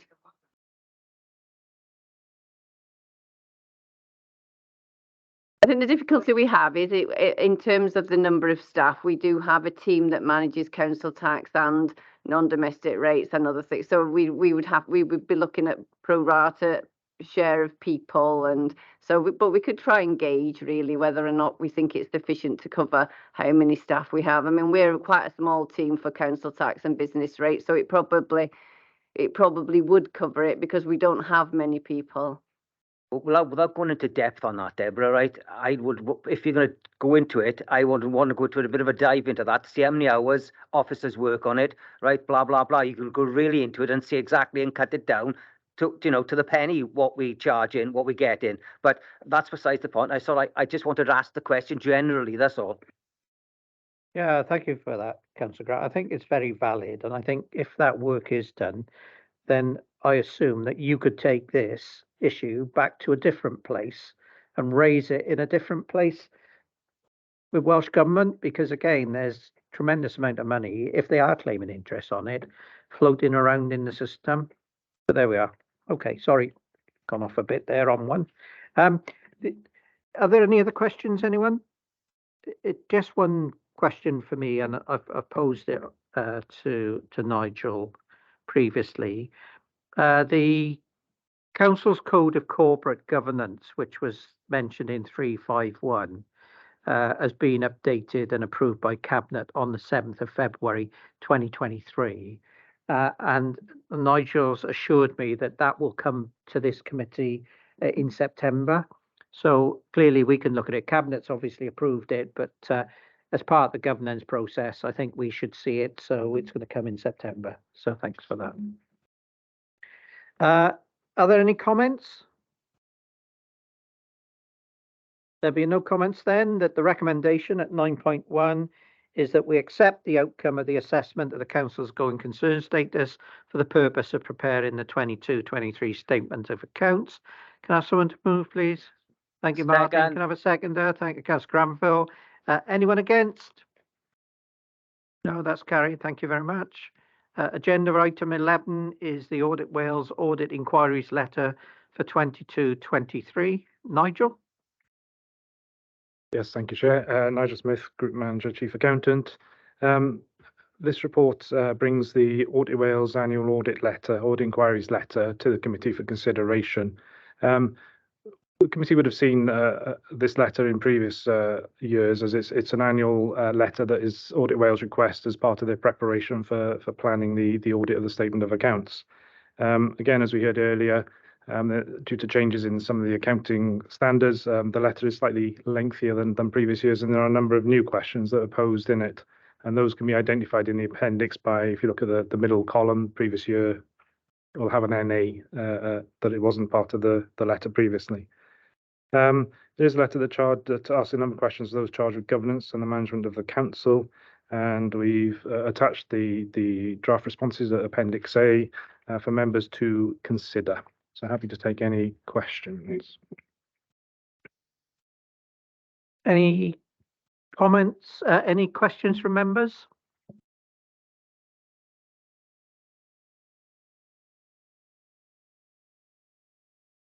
No? Okay, I've got a couple of questions.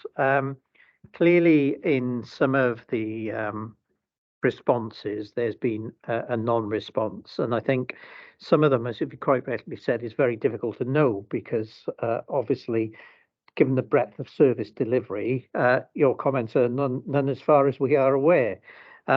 The one I just was wondering about is page 65, which was question 2.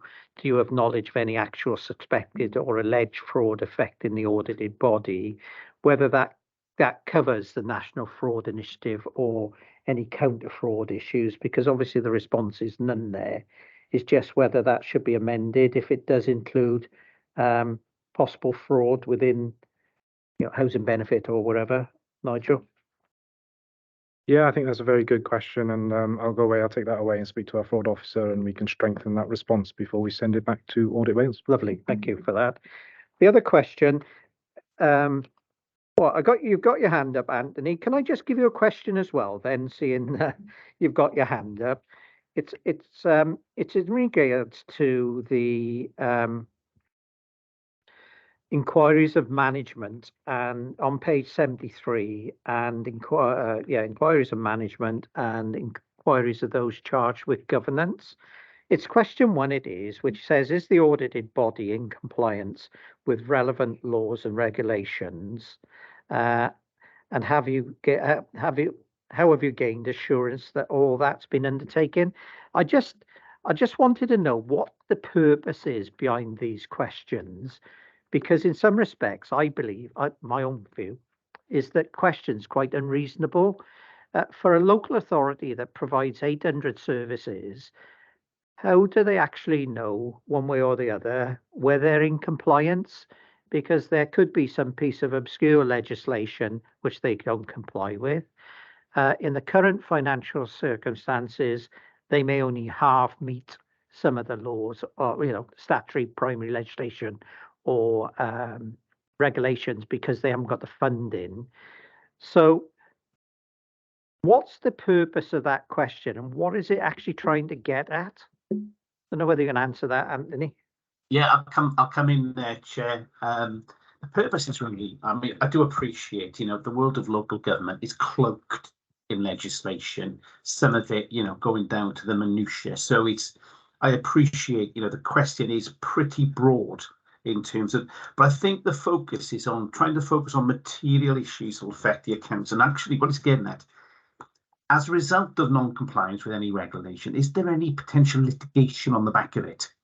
I think there is a point there, Chair, that you made around maybe a little bit more clarity in the question as to, rather than asking the question itself, it almost needs, in order for us to assess whether there is any potential litigation that would need to be provided for in the account. So I do accept your point in terms of could do with a little update there in providing a little bit more clarity, but that's the direction the question is going in, Chair.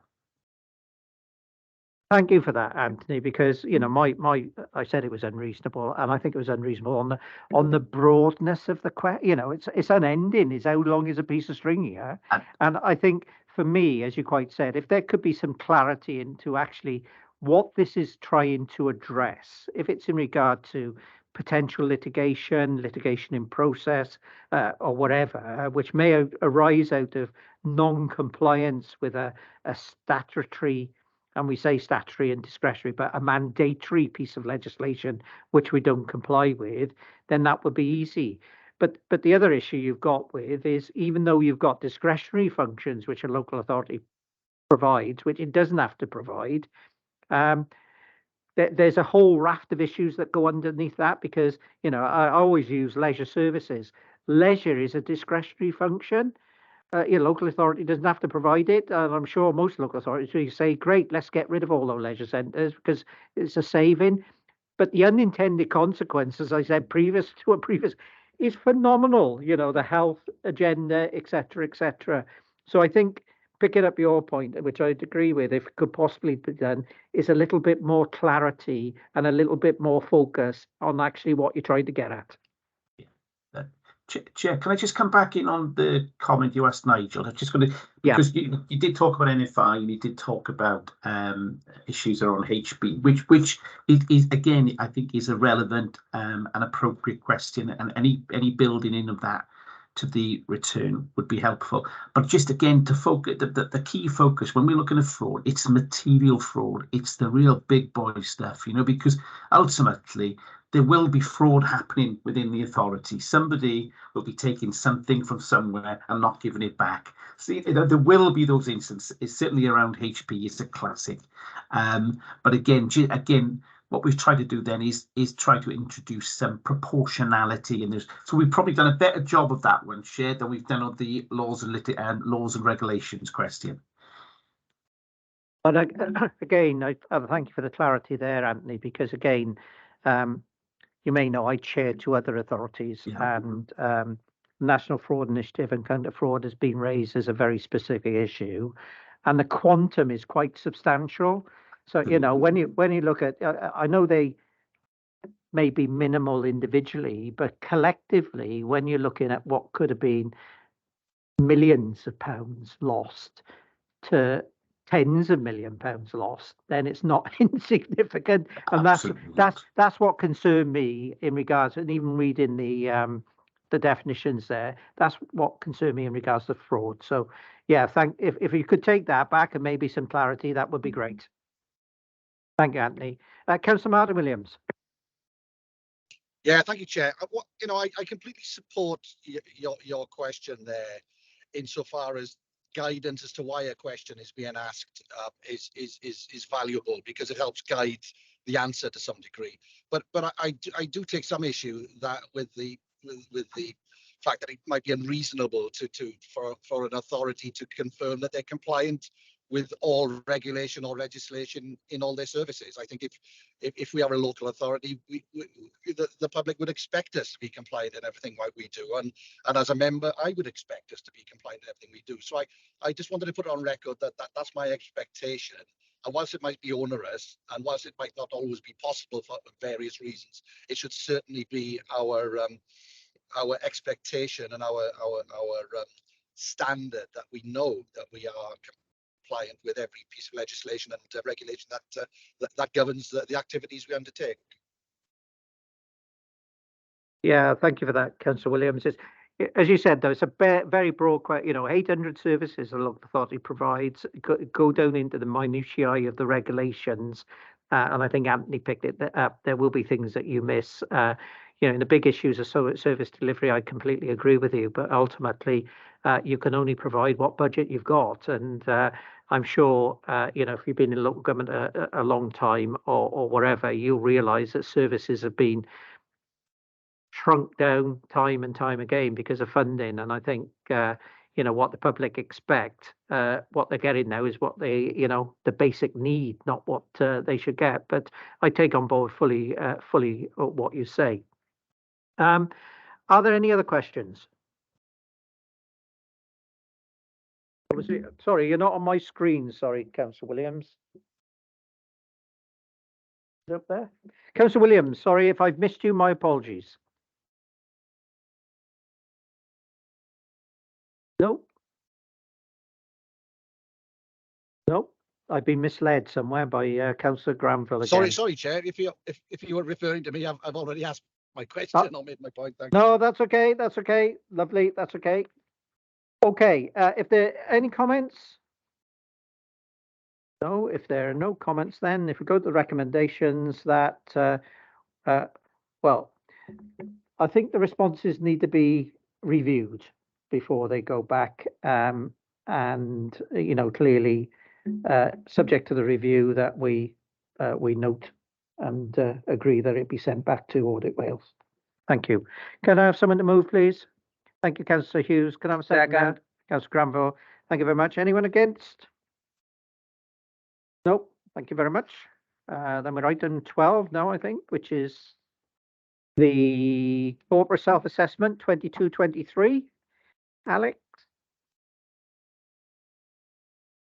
Morning. Hi. Hello. Sorry to kept you waiting. No problem. Thank you for listening. I'm Alex Rawlin, Policy and Performance and Public Affairs Manager. I won't go through the paper in front of you. I just wanted to come here today to provide an update on the second year of self-assessment, so you didn't think we were ignoring it or leaving it late again, and to see whether there were any immediate allergic reactions to our plans. In summary, the plan is to populate a report very similar to last year's. We've received positive feedback on that report, including from Welsh Government, and we were particularly happy with the format and the language. We've been to WLGA's Heads of Policy session and come up with some feedback on things that would add value to the report.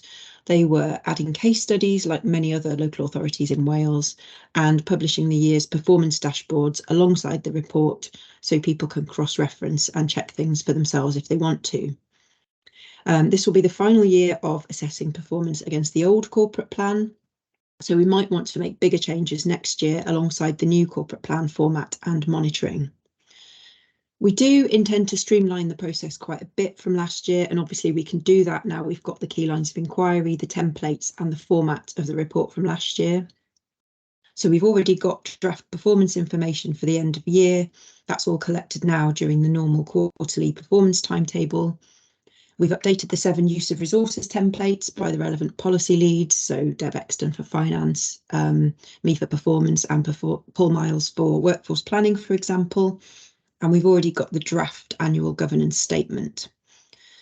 So we've planned an officer challenge session to look at all this next week.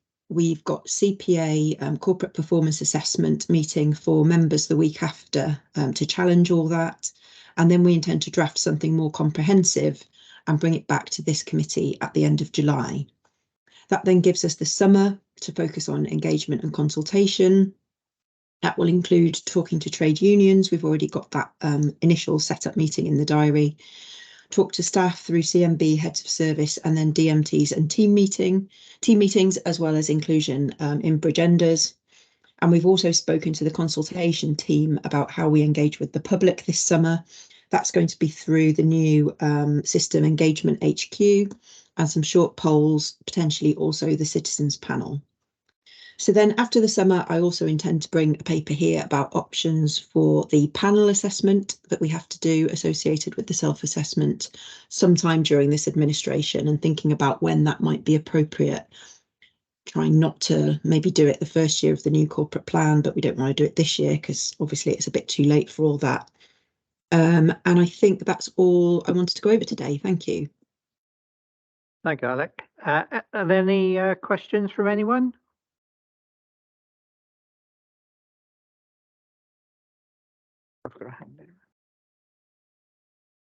Richard. Thank you, Chair. Can I just ask, Alex, where are you likely to do the consultations with the public? Are you going to go right around the county borough, or are you just specifically going to say Maesteg, Bwthcol, Bridgend, the towns? I'd rather see you go across the board and go into the little nookies to get, what we need to get out of it. Thank you, Alex. Shall I respond to that directly? Yeah. Okay. Yes, please. Thank you. We weren't intending to do any in-person consultation, and we certainly weren't planning on doing a formal 8 to 12 week consultation. Obviously, this information is just the backwards looking performance information. So we're not really consulting on the content. Obviously, the content is what our performance is for the year just past. We're just consulting on things like the format, whether people agree with our judgments, for example. So the idea is that all of that will be online. None of that will be in person. We can still change that. We've got plenty of time, but there wasn't any intention to do in-person sessions. That sort of more feels like a corporate plan looking forward kind of thing. Richard? Yeah, thank you for that update, Alex, and I'll see how it goes when it all sets out. Any other questions?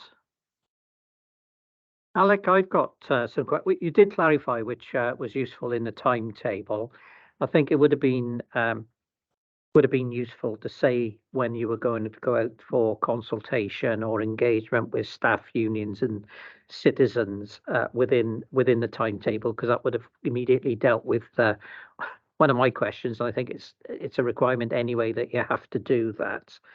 I think Councillor Granville's point is valid in regards to what consultation is taking place. Whilst I obviously understand it's a backward-looking report in regards to performance of the authority, the citizens out there may have a completely different view to what the officers have inside this council. And I think as part of that governance and that assurance, it would be interesting to hear what their views are. They may accept everything, obviously, but obviously the feedback to that report is essential for you and your team to assess and actually say, well, look, this is very valid in regards to what the public are saying in regards to some areas, if they say it going forward.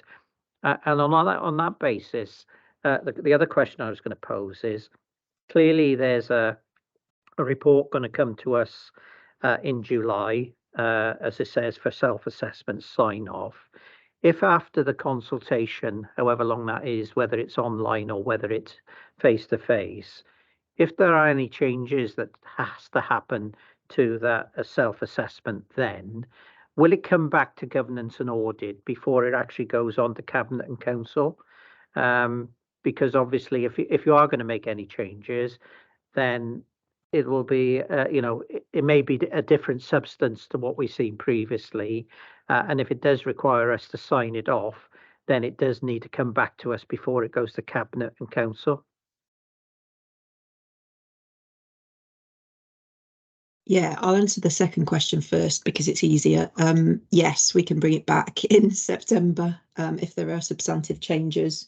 On the consultation, I'll talk to the consultation and engagement team about that and about how the specifics of the questions are asked and exactly what we're asking, because I think you're right. Obviously, it'll be more focused on the score of the three wellbeing objectives. That's the sort of less quantitative part of the assessment. The other thing to remember, I suppose, as we're going through that self-assessment is that consultation, engagement and involvement is included in each section of the paper as well. So the judgments of each service or each area of work have also already been informed by consultation and engagement. So, for example, the section in the self-assessment on homelessness and the new homelessness strategy, for example, has got information on how we consulted on the homelessness strategy.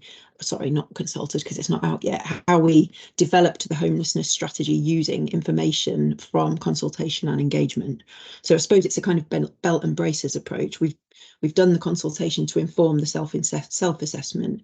Then we just need to consult on the kind of judgments of where that's got us. No, obviously, if you're prepared to have a look at that, that's great, and clearly if you've got a consultation and engagement team, that's great. But the questions, obviously, as well as I, you can pose a question to get the right answer back. It's actually making sure that, we're open and transparent, and actually we need to learn. That's the issue from any areas. And I think that's what this committee needs to do, is ensure that we get that assurance that we are learning from any areas where we may be subject to improvement or whatever. And, that can only benefit the council going forward rather than, and I don't mean this unkind, but officer assessment sometimes can, you can be looking through rose-tinted glasses and actually the real facts out there doesn't relate to what you've said. So as long as that's undertaken, that's great. And if there are any amendments following the July committee or substantive amendments, if they can come back to us before it goes to cabinet and council, that would be great. Thank you very much for that. Any other questions? Any comments, anyone? No? Okay, the recommendation there is that obviously we agree the processes and arrangements for the corporate assessment subject to the comments made. Hang on a minute, Sarah Byrne, Sarah, sorry. Sorry, Chair, not to interrupt you. It was just to say Anthony and I need to leave now, so just send our apologies. Sorry for the rest of the meeting. Thank you for your attendance. Always a pleasure Okay. to have our colleagues from Audit Wales here. Maybe Thank see you, you in Chair. person. Maybe see Yeah, you in thank you, person Chair. one day. We'll have to get the crowbar out to get you out from your offices. We'll Yeah, make sure thanks. we Nice come to in. you. Thank you ever so much. Take care. Thanks. Bye-bye. Bye. Ta-ra. Okay, sorry, I go back again that the recommendation is that we agree the proposed processes and arrangements for the corporate assessment, subject obviously to the comments made. Happy with that? Can I have someone to move, please? Second. Thank you. Seconded by Councillor Granville. Anyone against? No, thank you. Alex, thank you for your input as always. You can either stay in the meeting or actually go and get on with your day job if you wish. Thank you very much. Agenda. Next item on the agenda is item 13, which is corporate complaints. You've taken that one. Thank you, Caris. I'll take that one. Thank you, Chair. So the purpose of this report is to provide you with an update on the current process and a proposal on the way in which we can report complaints as we move forward. So you'll know from the report that we were asked to look at whether or not there was a way we could improve the way in which we monitor corporate complaints across all services to ensure that they were being recorded accurately. Work was undertaken on that with a view to look to see whether or not we could set up a centralised system to actually do this. Having looked at it, it wasn't really feasible to do that without a huge level of investment really in some of our ICT systems. However, we have worked on a way in which we can actually pull this information together across services and then aggregate it up for you to see here at Governance and Audit Committee. So there is an example of the type of report we could currently produce at Appendix 1, and it includes data, as I said, from all directorates, and also for those complaints that were dealt with at both stage 1, which is our informal stage, but also at stage 2, the more formal stage of our complaint system. It also gives some information about the complaints received, whether they were upheld or they were resolved, or whether actually not they were discontinued during the process. The example only shows 3 months, I acknowledge that, from January to the end of March this year, but it does give you an indication of the type of information that we can provide for committee going forward. I think there is another stage to this really, which is that we need to do some analysis on the work that we're collating here, because the input that for this committee in particular, you'd want to know is, are there any complaints that are coming in about one service in particular? Is there one issue that is causing people to raise complaints with us? Is there a system failure somewhere that the complaints are actually highlighting for us? So I think the next stage for this is really for us to do some more analysis on these complaints so that we can hopefully reassure you that there isn't any systemic failure in the system. And also it helps us as an organisation then, if we have significant complaints about one service area, we can focus on it to make sure that actually we are supporting the people in BCBC as much as we possibly can. Therefore, I would say that is the next stage in the development of this particular area of work for this committee. And just to reassure you that staff are trained with regards to the complaints procedure, but I think listening to some of the conversations earlier on a previous agenda item, I would suggest that we ensure that they have refresher training every year to make sure that actually we do record all of the complaints that come in, because we'd want to make sure that all complaints and issues we are aware of so that we can take the appropriate action. So I think certainly listening to the earlier agenda item, that's something I'll take away to make sure that we have refresher training in place. So what we're asking committee to do today, Chair, is just to note this report and agree the proposed process that we have about this, but also we won't have a centralised system, but we do have a system in place now to enable us to have the oversight that the organisation requests, and so does this committee. Thank you for that, Caris. Questions? Councillor Hughes? Thank you, Chair. Yes, a lot of work has gone into this, quite obviously. I've got 3 questions, if I can put them to Caris. The first one is about how do we account for those cases which go on to the Ombudsman? I think that somehow needs to be reflected, and so that we see how cases go on subsequently, and what the outcome is when the ombudsman considers these reports, because they might be upheld or rejected. Second one then is the sort of abusive, I guess, persistent and vexatious complaints that inevitably come our way. And as a member of council, occasionally I'm copied into some round robins by email from various quarters, and you can see where where they are coming from. Just a question really of how we perhaps consider them or sift them, so that we can concentrate on more valid complaints, if you like. The third question then is on our ability to try to drum down on where problems are coming from, because a lot are being received by emails. But on one of the charts, I think we were only able to identify a small number of cases and where they came from in terms of electoral ward. So if it's possible to get some more information there, it might be interesting to see what those results indicate then. Thank you. Yeah, no, thank you for those questions. With regards to the ombudsman complaints, yes, we do need to include them in here. And we did agree that we would bring one composite report to the Governance and Audit Committee, which would also include those reports. What we need to do is make sure that we timetable this so that they come in an appropriate manner. But I would suggest they should be in here for you to be aware of. With regards to vexatious complainants, we do have vexatious complainants. I don't think we have a huge number of people who continue to complain, but we do have a policy in place whereby if somebody raises a complaint and we've answered it, and they there's nothing more we can add to the response that they keep asking for. And we don't have many of them, but we do have some. And for some people, they become very anxious, and the way in which they deal with us can be very difficult. So we do have a vexatious complaints process.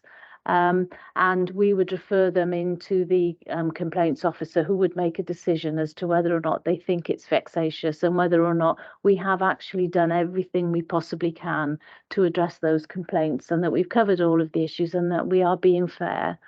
And if they agree that this actually is there's going to be no benefit to either party of continuing this, they will actually determine that somebody is vexatious. So that cuts some of the traffic down in relation to those individuals. And on the last one, I think that's a very valid question. Even though we're getting issues in via email, if we are progressing with that complaint, we can always go back to the complainant and just get some additional information from them, so we know the area or the ward that it is that they are, which will help us in some of the rich data we can get out as we analyse these complaints going forward. Does that answer your questions? Yeah. Councillor Granville. Thank you, Chair. I agree with what Martin has just said, but I'll take a different view. Clarice, can we perhaps look at other authorities to see how they're doing it there as well? Because I think we can always learn from other authorities where they've gone through the practice of making mistakes and they tweaked it to make it even better. And I would also look at private as well, because they're perhaps more informative on doing things than what a local authority would be. And it would perhaps benefit us, to just swooping in, having a look at it, and then taking the good bits out, and we can use that. Thank you, Chair. Certainly more than happy to do that and learn from others. Yeah. Councillor Bledsoe. Thank you, Chair. And for Caris, I think society as a whole looks at complaints as a very negative thing, but they can be viewed in a positive way as well. And I'd like to know, do we have a system where maybe a complaint has been made, and whilst ever the complaint isn't upheld, the aspects of the complaint may lead to better practice within our authority? Some people looking at our services could make valid points, and do we have a way of extracting that from complaints in a positive way? And I kind of building that into the the ongoing training that Karis mentioned for staff? And is there a way of mapping that out and really taking out of that what can come from them? I think that's a really important point, really. The whole point of us dealing with complaints is to make sure that people are happy with the outcome, but also as an organisation that we learn. So if there's something we haven't done well, or if there's an idea that comes forward which would improve it, we need to learn from that, which is what I was saying about, I think we need to start analysing the complaints so we know more detail about the service to see whether or not we can learn from it. I can only speak personally. If I get complaints and they trigger something in me about actually that's a valid point, we need to look at our systems, we would go away and have a look to see whether we can improve them. What I can't confirm for you, Councillor Bledsoe, is that done systematically across all people who receive complaints. I would hope it is, but I think it's maybe something we could add into our monitoring about what was the outcome and were any changes made as a result of that. And I suppose we could do a dip test really with regards to some of the complaints, just to do a dip in to see actually we did pick up on all of the issues, we did address them, and we've shared that, because some of that learning may be across services as well. It may not be unique to that service. So I'd suggest that's probably a development we can put in place. Thank you. It's just that possible opportunity there. Thank you, Chair. Thank you, Councillor Bledsoe. Are there any other questions? Are there any comments? I've just got a couple of comments to make, which I think brings together quite a lot of what's been said by our elected reps there. I think it's very important that if you do get a complaint, as you quite rightly say, Councillor Bledsoe, you see it as an opportunity to improve service delivery. And I think if you're getting lots of complaints in, then someone needs to look at it and say, actually, we need to address this issue. And if obviously there is an improvement, then tell people what you're going to do, and maybe tell the elected members what you're going to do. When I saw this report, and it's a 3-month report, clearly, the issue that I raised with me was under reporting, because what is a complaint and where does it pick up member complaints? Because every elected representative in this room will have someone on the phone on a daily basis complaining about something or other. And where do they get captured? Because clearly, if you look at some of these issues, and you'll know better than I where the normal ones come from, is that I bet in 3 months you get 100 complaints about very specific issues. And for me, that's not picked up here. So where does your complaints get fed into? Because it's important that they are fed in, because otherwise you'll never address the issues. So I think that's something that may need to be looked at. Where does member complaints get fed into the corporate process? The other issue is, and again, we discussed it earlier on at the very beginning, about education. Actually, the education complaints here says there were 7 education complaints previously, and 6 were resolved and 1 is outstanding informally. And formally, there are 2 formal complaints, and those obviously were dealt with internally properly. We don't know whether they've gone on to the Ombudsman or whatever. So I think the education just needs to be made aware there are complaints coming in, and just to take a little watching brief on that. I pick up completely what Councillor Hughes said about finding out where these complaints are coming from, because currently there's only 2 wards there, Maesteg West and Brackler East. So if you've got the most vociferous complainants out there, with 11 unknown. And as I said, I bet 51 of you get 51 do get complaints on a regular basis. So I know this is the first report coming for us, and it's been picked up. Obviously, we've asked for them on a biannual basis, on a 6-monthly basis, if we can, tying in quite rightly, as you said, with the Ombudsman report, which comes out in October. Obviously, she issues the report now once a year, but I think to get a flavour of those complaints would be useful on a 6-monthly basis. In the report, if we can pick up where we've had some good practice outputs from them. So one directorate's picked up this real issue and actually moved on with it. So look what we've learned. So we're on that continuous improvement agenda. It will be important. And I think we just take it as it comes now as we move forward. But I think they're valid points there made, and those were my comments.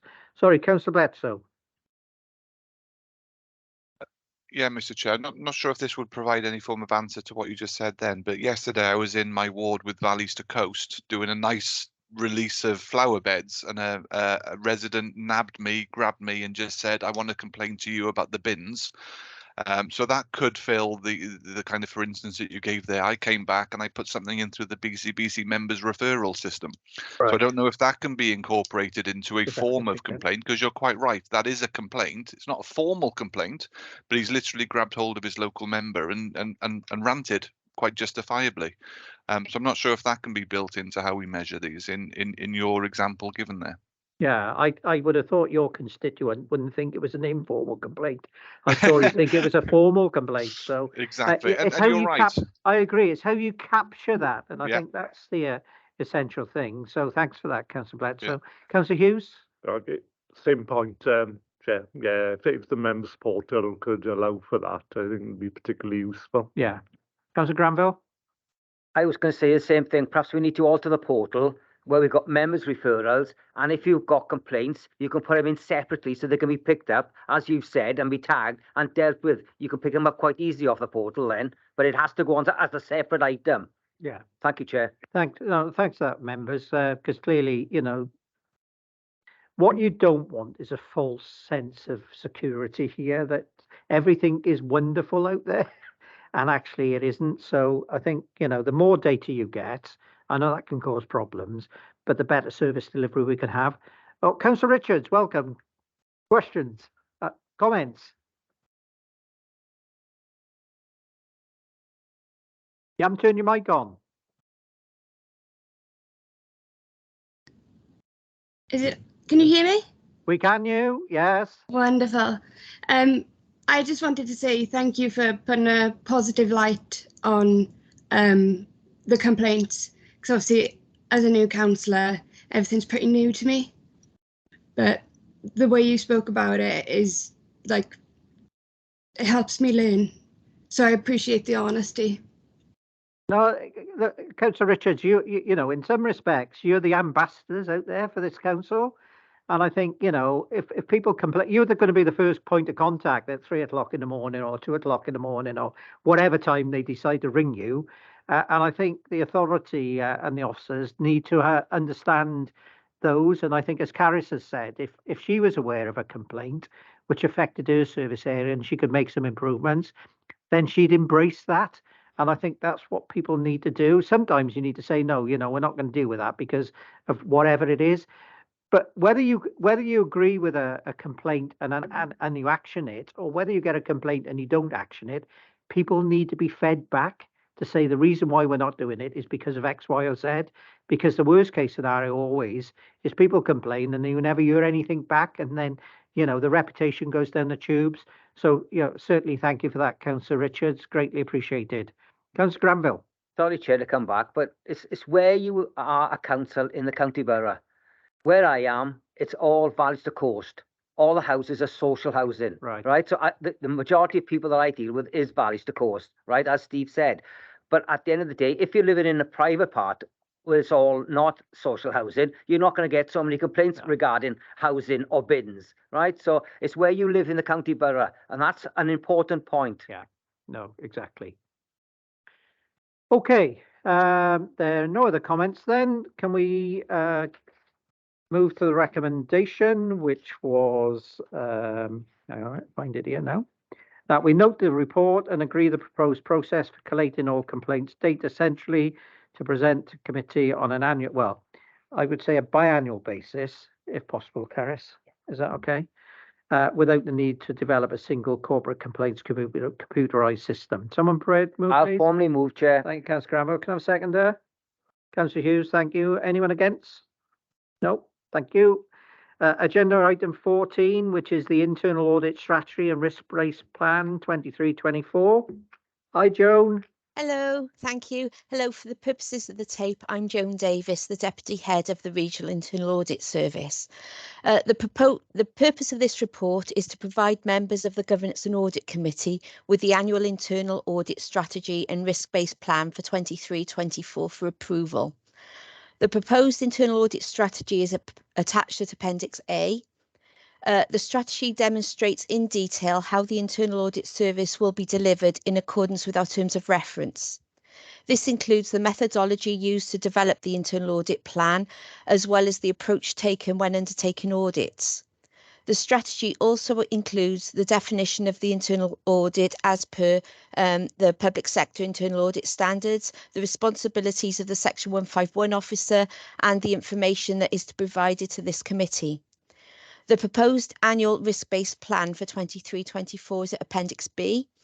The plan provides this committee with an overview of the work to be undertaken, which will offer sufficient coverage to be able to provide an opinion at the end of 23-24. The proposed annual plan is flexible to allow for change in circumstances and events that may occur, such as requests to respond to new issues that may emerge during the year. The Governance and Audit Committee will receive updates on how the plan is being delivered and any changes that may be required. Appendix B illustrates the audit area to be reviewed, a proposed outline scope, and the priority rating. Of the 47 items listed at Appendix B, I just wanted to highlight that the 13 items from number 35 onwards identifies work that will be undertaken by internal audit, which will not necessarily provide an audit opinion. And those above number 35 are items in the plan that will provide an opinion. I'm happy to take any questions. Thank you. Yeah, thank you for that, Joan. Any questions, please? Bowden? Thanks, Mr. Chair. Just to ask Harris whether she's actually fine with this audit plan that it covers the areas of risk that the council is exposed to. Thank you. Joan? Sorry, Chair. I thought Bayard asked whether Caris was happy with that, but right, sorry. Yeah, no, thank you for the question. I think just to reassure you and members that Joan and Andrew actually came to a meeting of the Corporate Management Board when they were putting this plan together. In fact, twice, and they've been recently for us just to check that the areas that are planned for the current financial year are indeed the risk areas that we would agree with, and that we think that their resources should be targeted at. And they build that into their planning process when they are actually putting these plans together. So just to say, we had a good discussion, I think, at the Corporate Management Board. We're content with the plan as it stands. What we did agree, though, was that we will regularly have meetings with both Joan and Andrew, and make sure that if the plan needs to change for any reason, we're all cited on that, and we make sure that it gets redirected to those risk areas which we all agree are a priority for us. I hope that answers your question. Thanks, that's splendid. Thank you very much. Are there any other questions? Joan, can I just ask, or Caris, the number, sorry, Andrew, the number of carryover from 21 to 22, are those 10 that hasn't been dealt with in 21-22 carried over to 22-23? Yes, sorry, the ones from 21-22 into 22-23. Yeah, I did some analysis on that, and of the ones carried forward, 5 were completed in 22-23 completely. 2 safeguarding and procurement elements were included in other audits, such as school audits and other various audits, and again those subjects are carried into 23-24 because they tend to be annually, because they tend to be high risk anyway. And there was 2 that weren't started in 22-23, but I'm pleased to say but they've started in Q1 of 23-24, so they've all been covered from the carry forwards. Then, in answer to your question, from 21-22 are now have been or will be by the end of Q1 addressed. Lovely, thank you, Joan. Apologies, Andrew. I didn't see your hand go up. So, Andrew. Sorry, I wasn't quick enough. Thanks, Mr. Chair. Just a quick question. We've got 34 audits here with an opinion. Does that include the carryover from last year, or is the 10 to be delivered on top of the 34? Does that make sense? Yes, yes, if I can answer that, sorry, Chair. Yes, they are included in the 34. Great. Okay, They're not thank on you. top. And I'm just wondering if, I think we've talked about the coverage of the plan. Assuming this is approved, will we be able to sort of see a plan sort of as we go through the year? I suppose I'm looking for the indications of when, and I understand the importance of being flexible, but I think it'd just be useful for us to see, okay, that's a high priority, is planned for Q3, we're starting engagement with senior management, etc. And I suppose it would be useful to know how many days of your team's resource are allocated to certain line items also, if possible, please. If I can answer that, Chair. As far as the timings are concerned, once the plan has been approved through this committee, we send the plan out to all directorates and to the managers, and we say, here's the plan. Are there any times of the year where you would like us to avoid, and we would do our best to do that and to accommodate that, or when's the best for us to come in? And from all that information, we can have a better idea of where we're going to target. So hopefully next time there will be a better, clear indication of where the timings of those pieces of work. Thanks, Joan. Thank you, Joan. Andrew, did you want to comment? Thank you, Chair. Andrew Wathen, Head of the Regional Internal Audit Service. Thanks, Andrew, for your question. I'm just picking up on what Joan's mentioned. In terms of the progress against the planned audits, Governance and Audit Committee will get that on a regular basis. It's roughly quarterly that those reports will come into your committee, and there will be a progress on each line of each audit job in terms of how we're progressing with the work underway, and we'll refer to Q1, Q2, etc. In terms of the number of days on each job, different audit teams deliver that in different ways. It's more operational. I see that as more operational, and it's the external auditor doesn't provide the number of days in their audit plan. But for me, it's more important about having the key controls in place, the key objectives that we're looking at. So it doesn't really matter if we spend 10 days, 15 days allocated in the plan to a particular job. It's making sure that we cover the key controls in that particular area of review. And we'll discuss that with the relevant manager and senior manager in more detail when we determine the scope of that particular audit job. But we will be reporting back in due course, and we will be reporting back in terms of the position of draft audits and the subsequent opinions, which we then deliver based on the work we've undertaken. Okay, thanks. Any other questions? Any comments? The only comments I'd like to make is clearly there was a carryover from the 22-23, as Andrew said, audits not start, and I shouldn't jump ahead, but in the report, in the next report, it says audits not started included 23, 24, 10, not undertaken or carried forward 1. For me, it's nice to see in reality that clearly last year there were 61 agreed audits to take place and 11 didn't happen. Out of 61. I think this year, as you've quite rightly said in your targets, is that there are 34 to be given with opinions, and then there are another 13 which may not be given any opinions or priority. And I'm pleased with that, because what I was concerned about previously is that we don't overcommit and under-deliver.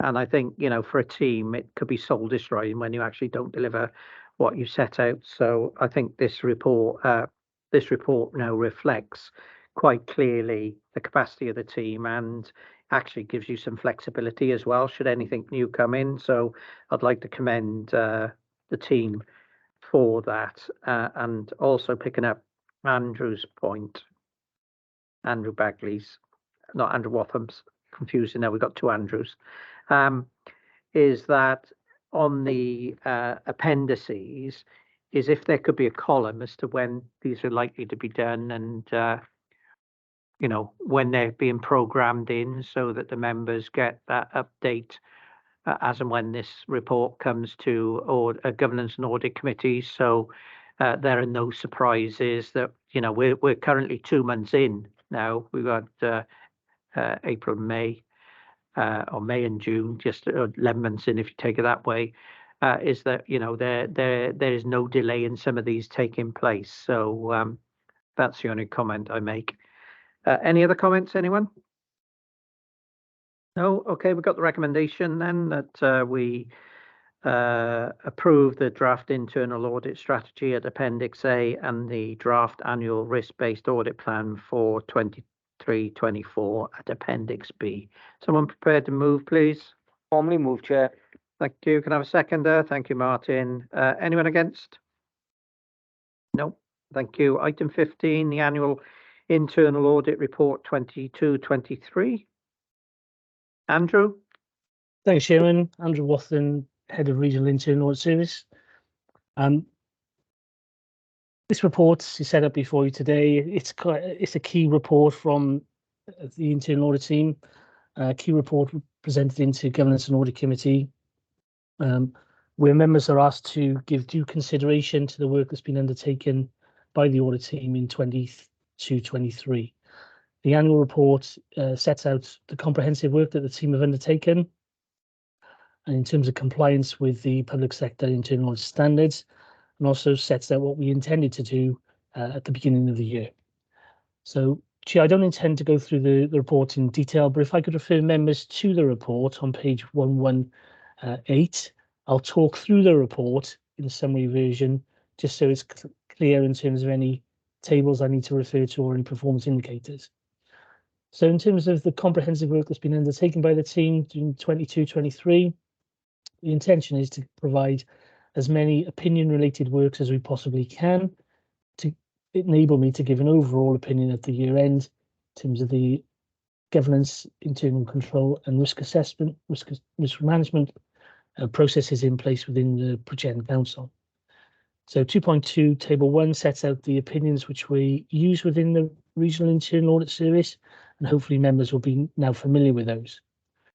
Table 2 sets out the number of opinions we've issued, categorized into substantial, reasonable, limited, and no assurance. As members will see, the majority of opinions which we've issued relate to a reasonable level of assurance. The overall work which we've undertaken, as you just mentioned, Chair, is that we had 61 audit assignments within the plan, 47 were opinion related, and there's a table 3, para 2.6 in terms of the progress, how we managed throughout the year. Where we had one limited opinion, that's reported in 3.2, it's Abercerdyn Primary School, and the reasons for us coming to that conclusion are set out in that paragraph. I'm sure members would be familiar by now that at the end of our report, we identify recommendations which we get agreed with service managers to improve the service delivery, and they are categorized as set out in table at 4.1 as a high, medium or low priority, and that generally focuses the opinion in which we provide. You've seen earlier today in your meeting the report that we did last year on cybersecurity. The overall opinion was identified and a summary of any recommendations we issued. In that particular report, there were no recommendations coming out, which is a very positive opinion, a good place to be. Also reported to your committee throughout the year will be a progress of recommendations implemented, and that is set out for 22-23 in table 4 at 4.2, where we've had a number of high, medium and low recommendations recommended in the reports, and service managers have a responsibility for implementing those, the implementation of which will be reported into Governance and Audit Committee as we progress through the year. We do get involved with counter fraud work from time to time and receive referrals, and we will continue to work with the Progeny, the Corporate Fraud Officer, to work our way through that. And an annual corporate fraud report will be presented to Governance and Audit Committee in due course, covering a bit more detail. Also, Also mentioned previously within today's committee meeting is the National Fraud Initiative, and the Regional Internal Audit Service coordinate that on behalf of Bridgend Council. And we do pick up some of the points that have already been raised. So we do pick up any, or the process does pick up any duplicate payments, and we work with service managers to address those and improve systems and processes. In terms of getting feedback from our service managers, we're keen to do that. We're keen to demonstrate we continue to deliver a professional audit service to Bridgend. So we issue a client satisfaction questionnaire at the conclusion of our reports. We get a return rate in 22-23 of 60%, where 94% of service managers said they were satisfied, at least satisfied with the performance of the audit team. And the questions we ask are set out at the appendix.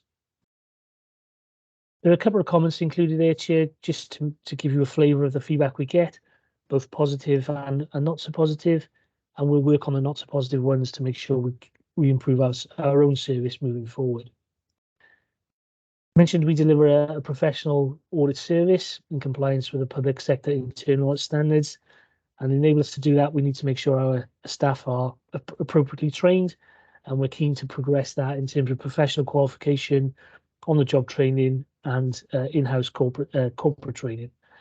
We've taken on board 2 graduate auditors this year, and it's both studying and started professional accountancy qualifications, which will help in terms of delivering a professional service moving forward. In terms of key performance measures for the team itself, we're part of the Welsh Chief Auditors Group, and they have a benchmarking exercise. Unfortunately, the data has not been collated for that group for 21-22 or 22-23 yet. But just to give you a flavour, outlined in Table 5, it's a percentage of the plan completed. So we're at 79% for 22-23, an improvement on 21-22, and better than the average for Welsh Chief Auditor Group in 2021, which was 67%. Mentioned clients being satisfied with our audit service already, and the number of recommendations accepted versus made is 99%. Good position to be, but the key there is recommendations being implemented. That information will be reported to your committee in due course throughout the year on a fairly regular basis. We also included another PI there in terms of the number of days between draft and final report issues. That's the timing it takes for service managers to get back to us with their comments following the action plan. That's something we will work with during the year with service managers to try and improve that timing of that, so we can get final reports out more promptly. Mentioned that we need to comply with the public sector internal audit standards, and as part of that process, we undertake an annual self-assessment, and we feel we're compliant with those standards. And every 5 years, we have to have an external assessment as well. With Welsh Chief Auditors Group, we've determined that we'll have a peer review assessment. That was currently undertaken in quarter 4 of 22-23, and will be reported into Governance and Audit Committee shortly. So a combination of all that information, Chair, takes us to page 128 of your pack, which is the overall internal audit statement, internal audit opinion, covering risk management, governance arrangements, and internal control. And the opinion I'm given for 22-23 is a reasonable level of assurance across all 3 factors. That leads into the overall assurance opinion for the year, which is a reasonable assurance, and then there's a statement set out on page 130. Now, to one of your report, Chair, you have a list of the individual jobs which we've undertaken, the opinions we've issued, and the recommendations made. Annex 2 is the list of all the jobs that were in the plan for 22-23 and the status of those jobs, some of which we've already referred to in terms of carryover to 23-24. And then the last annex is a bit more detail about the recommendations and how they've been implemented. So, Annex 4 is the detailed questionnaire which we send out to service managers at the conclusion of our report. On that basis, Chair, I'm happy to take any questions.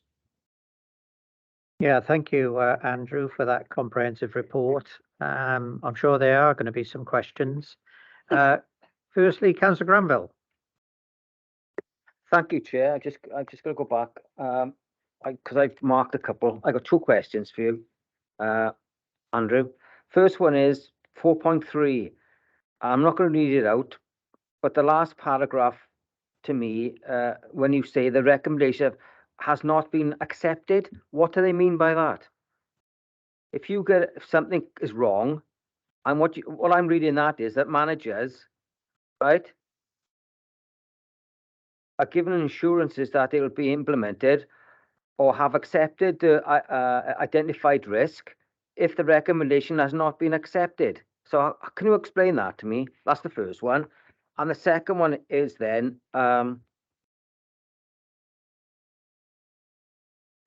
excuse me for a second, just got to find it. You put down on 7.3, can you give us the figures, please? Because the corporation is 8,000 people. Can you give us the figures of how many people are doing safeguarding, communications, minute taking? You know, it'd be nice to see some stats to the side of that on how many people are actually doing stuff in the authority. Thank you, Chair. Thank you, Andrew. Andrew. Okay, thank you, Councillor. In terms of the first question, as we say, not all our recommendations are accepted by service managers, and they therefore accept the risk of that poor control being in place. We don't leave it there. We then refer that matter to the relevant head of service, and that filters through into the corporate management board. So ultimately, the directors have to take on board that risk. They have to satisfy us that they're willing to do that, because we work in terms of compliance with an expected control that should be in place to ensure appropriate service delivery, compliance with legislation, sound use of the public pound. On occasions, the recommendations we make, service managers don't agree with that.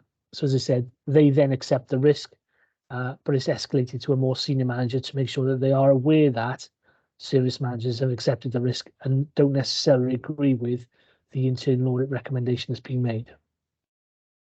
Secondly, Andrew, can I just say on that point, I think where you are making recommendations and a service manager says, well, we're not going to accept one of the recommendations, is whilst you escalate it to the head of service and the director, I think it needs to come here, because I think we need to understand why the service manager or the director is not prepared to accept it, given you are the independent internal audit service that's gone in there. Now, there may well be an explanation as to why they're not prepared to accept it, which we obviously can check off with the director or the head of service. But I think it's for us to be, you know, we're the Governance and Audit Committee. If you've recommended it, then surely it should be us who say, yes, okay, you know, we understand why you're not going to accept it, or you are accepting it and we need a response to it. So rather than you take the hit, I think what needs to be written in somewhere, and obviously I may be guided by Caris, is to say, no, governance and audit need to know why you're not going to be accepted. And actually, we either have the director there or we have a full written statement as to why it's not being accepted. And we will come to that decision rather than the head of service.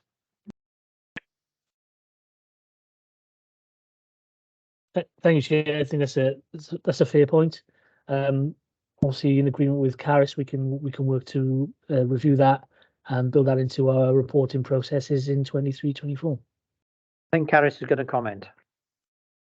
Well, Andrew's just covered it really. What I was going to suggest is that we have a discussion with the service and we're cited on the escalation process. Yeah. So, you know, if it escalates and the head of service says actually it's a valid recommendation, we will implement it. For me, then there's no need for it to come here. But we need to escalate it up within the authority. Yeah. And if it remains an issue, then I think GAC should know that there is a risk there that's been identified, and for whatever reason, the service is willing to run with that risk rather than actually address it. So I guess if I work with Andrew on our escalation process. Lovely. Yeah. Thank you for that. Thanks, thank you, Chair. And on Councillor's second point, 7.3, that purely relates to the internal audit team and the training that the internal audit team have had during the year. It doesn't relate to corporate training. That's out of my remit, unfortunately, and that will be a question for HR generally, as opposed to me and my team. I think the same it's a similar question to that which we posed the IT team. You as head of service can certainly capture your own team, but I think the training that you run corporately for staff, I think needs to be collected.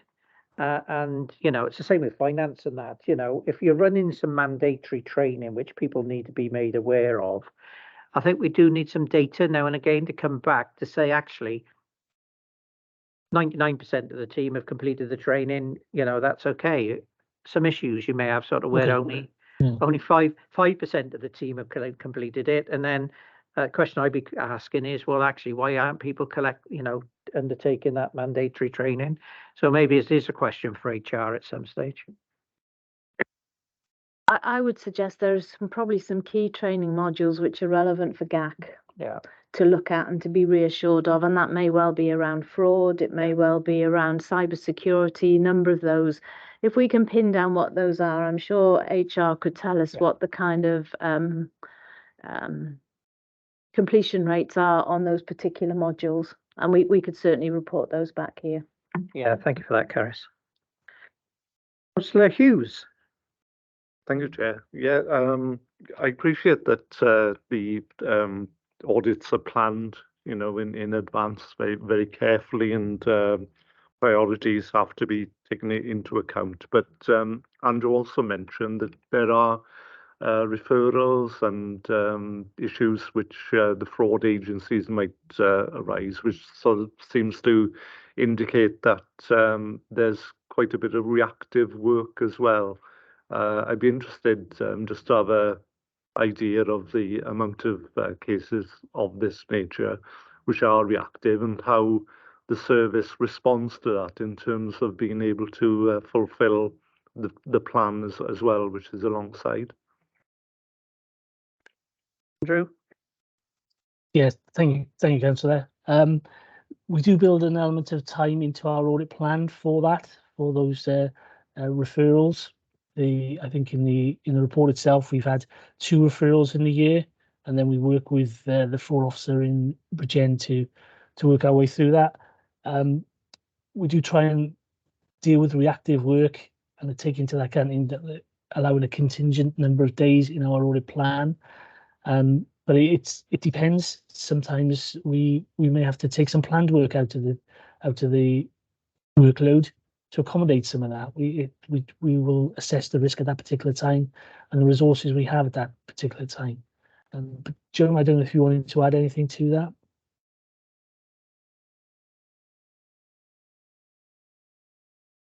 Microphone's off, Joan. Sorry, apologies. Yeah, I was just going to reiterate that last year we only had 2 specific pieces of work that came in that we used out of our planned contingency work. But as Andrew said, we try and accommodate where we can. We do build in the contingency, or otherwise, as things arise, we sometimes amend or reconsider some of the scopes of the planned work that was already in there. So we are very flexible. Okay, Martin. Yeah. Andrew? Not Andrew Bagley, not Andrew Watham. Thanks, Mr. Chair. Yeah, I was just going to comment to Andrew. Really. I think this is a comprehensive report. I was looking at section 8.1. That's on page 125. I do note that it says, you know, planned audits completed 79%, which is a 10% increase compared to last year, and it's get above the average. I think that's really good news. I do think, though, when we do talk about what we use from unplanned contingencies in terms of audits, or what audits may not be delivered in year, I think it'd be helpful if this committee does have a bit of insight into that in a more timely manner. But I did have one question on the number of days between draft and final reports being issued. 32.5 days. Is that working days or is that calendar days?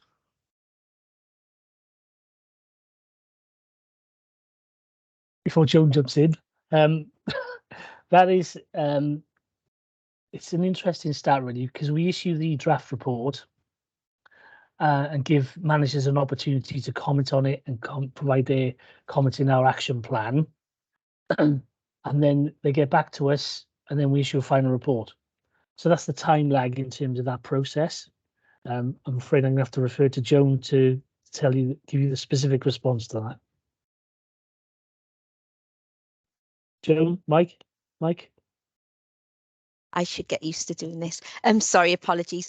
Yeah, this report actually is a new report. So the data we got off this time did include weekends, so it was calendar days, but we're looking to refine that to show it's working days moving forward. Okay, so 32.5 days is calendar days. Yes, okay. yes. It's not quite as bad as what it might have been then. Okay, great. Thank you. Thanks both. Thank you. Any other questions from anyone? Any comments? No, just a couple of comments from me. Page 121 and the limited report control issues in regards to Abercadyn Primary School. I think there's some real issues here for me, and I understand clearly the problems that there regarding pandemic, key issues, attendance issues, membership attendance issues, etc. But when we were at Audit Wales aren't here now, it says it's failed to comply with statutory requirements. There's school and other issues about the school budget not agreed, other issues about the private fund, etc. I'd just like to know firstly when the review audit's going to take place, because it says summer 2023, and I think it's more important now it's done sooner rather than later. And subject to that, and I'm not preempting, if no changes have been made or very limited changes have been made, I think it'll be incumbent upon us as a committee to call this school in, because obviously there's some real serious, from my view, there's some serious concerns here in regards to the audit and the way it's being run. And I think serious concerns for us as to how the budget has been agreed or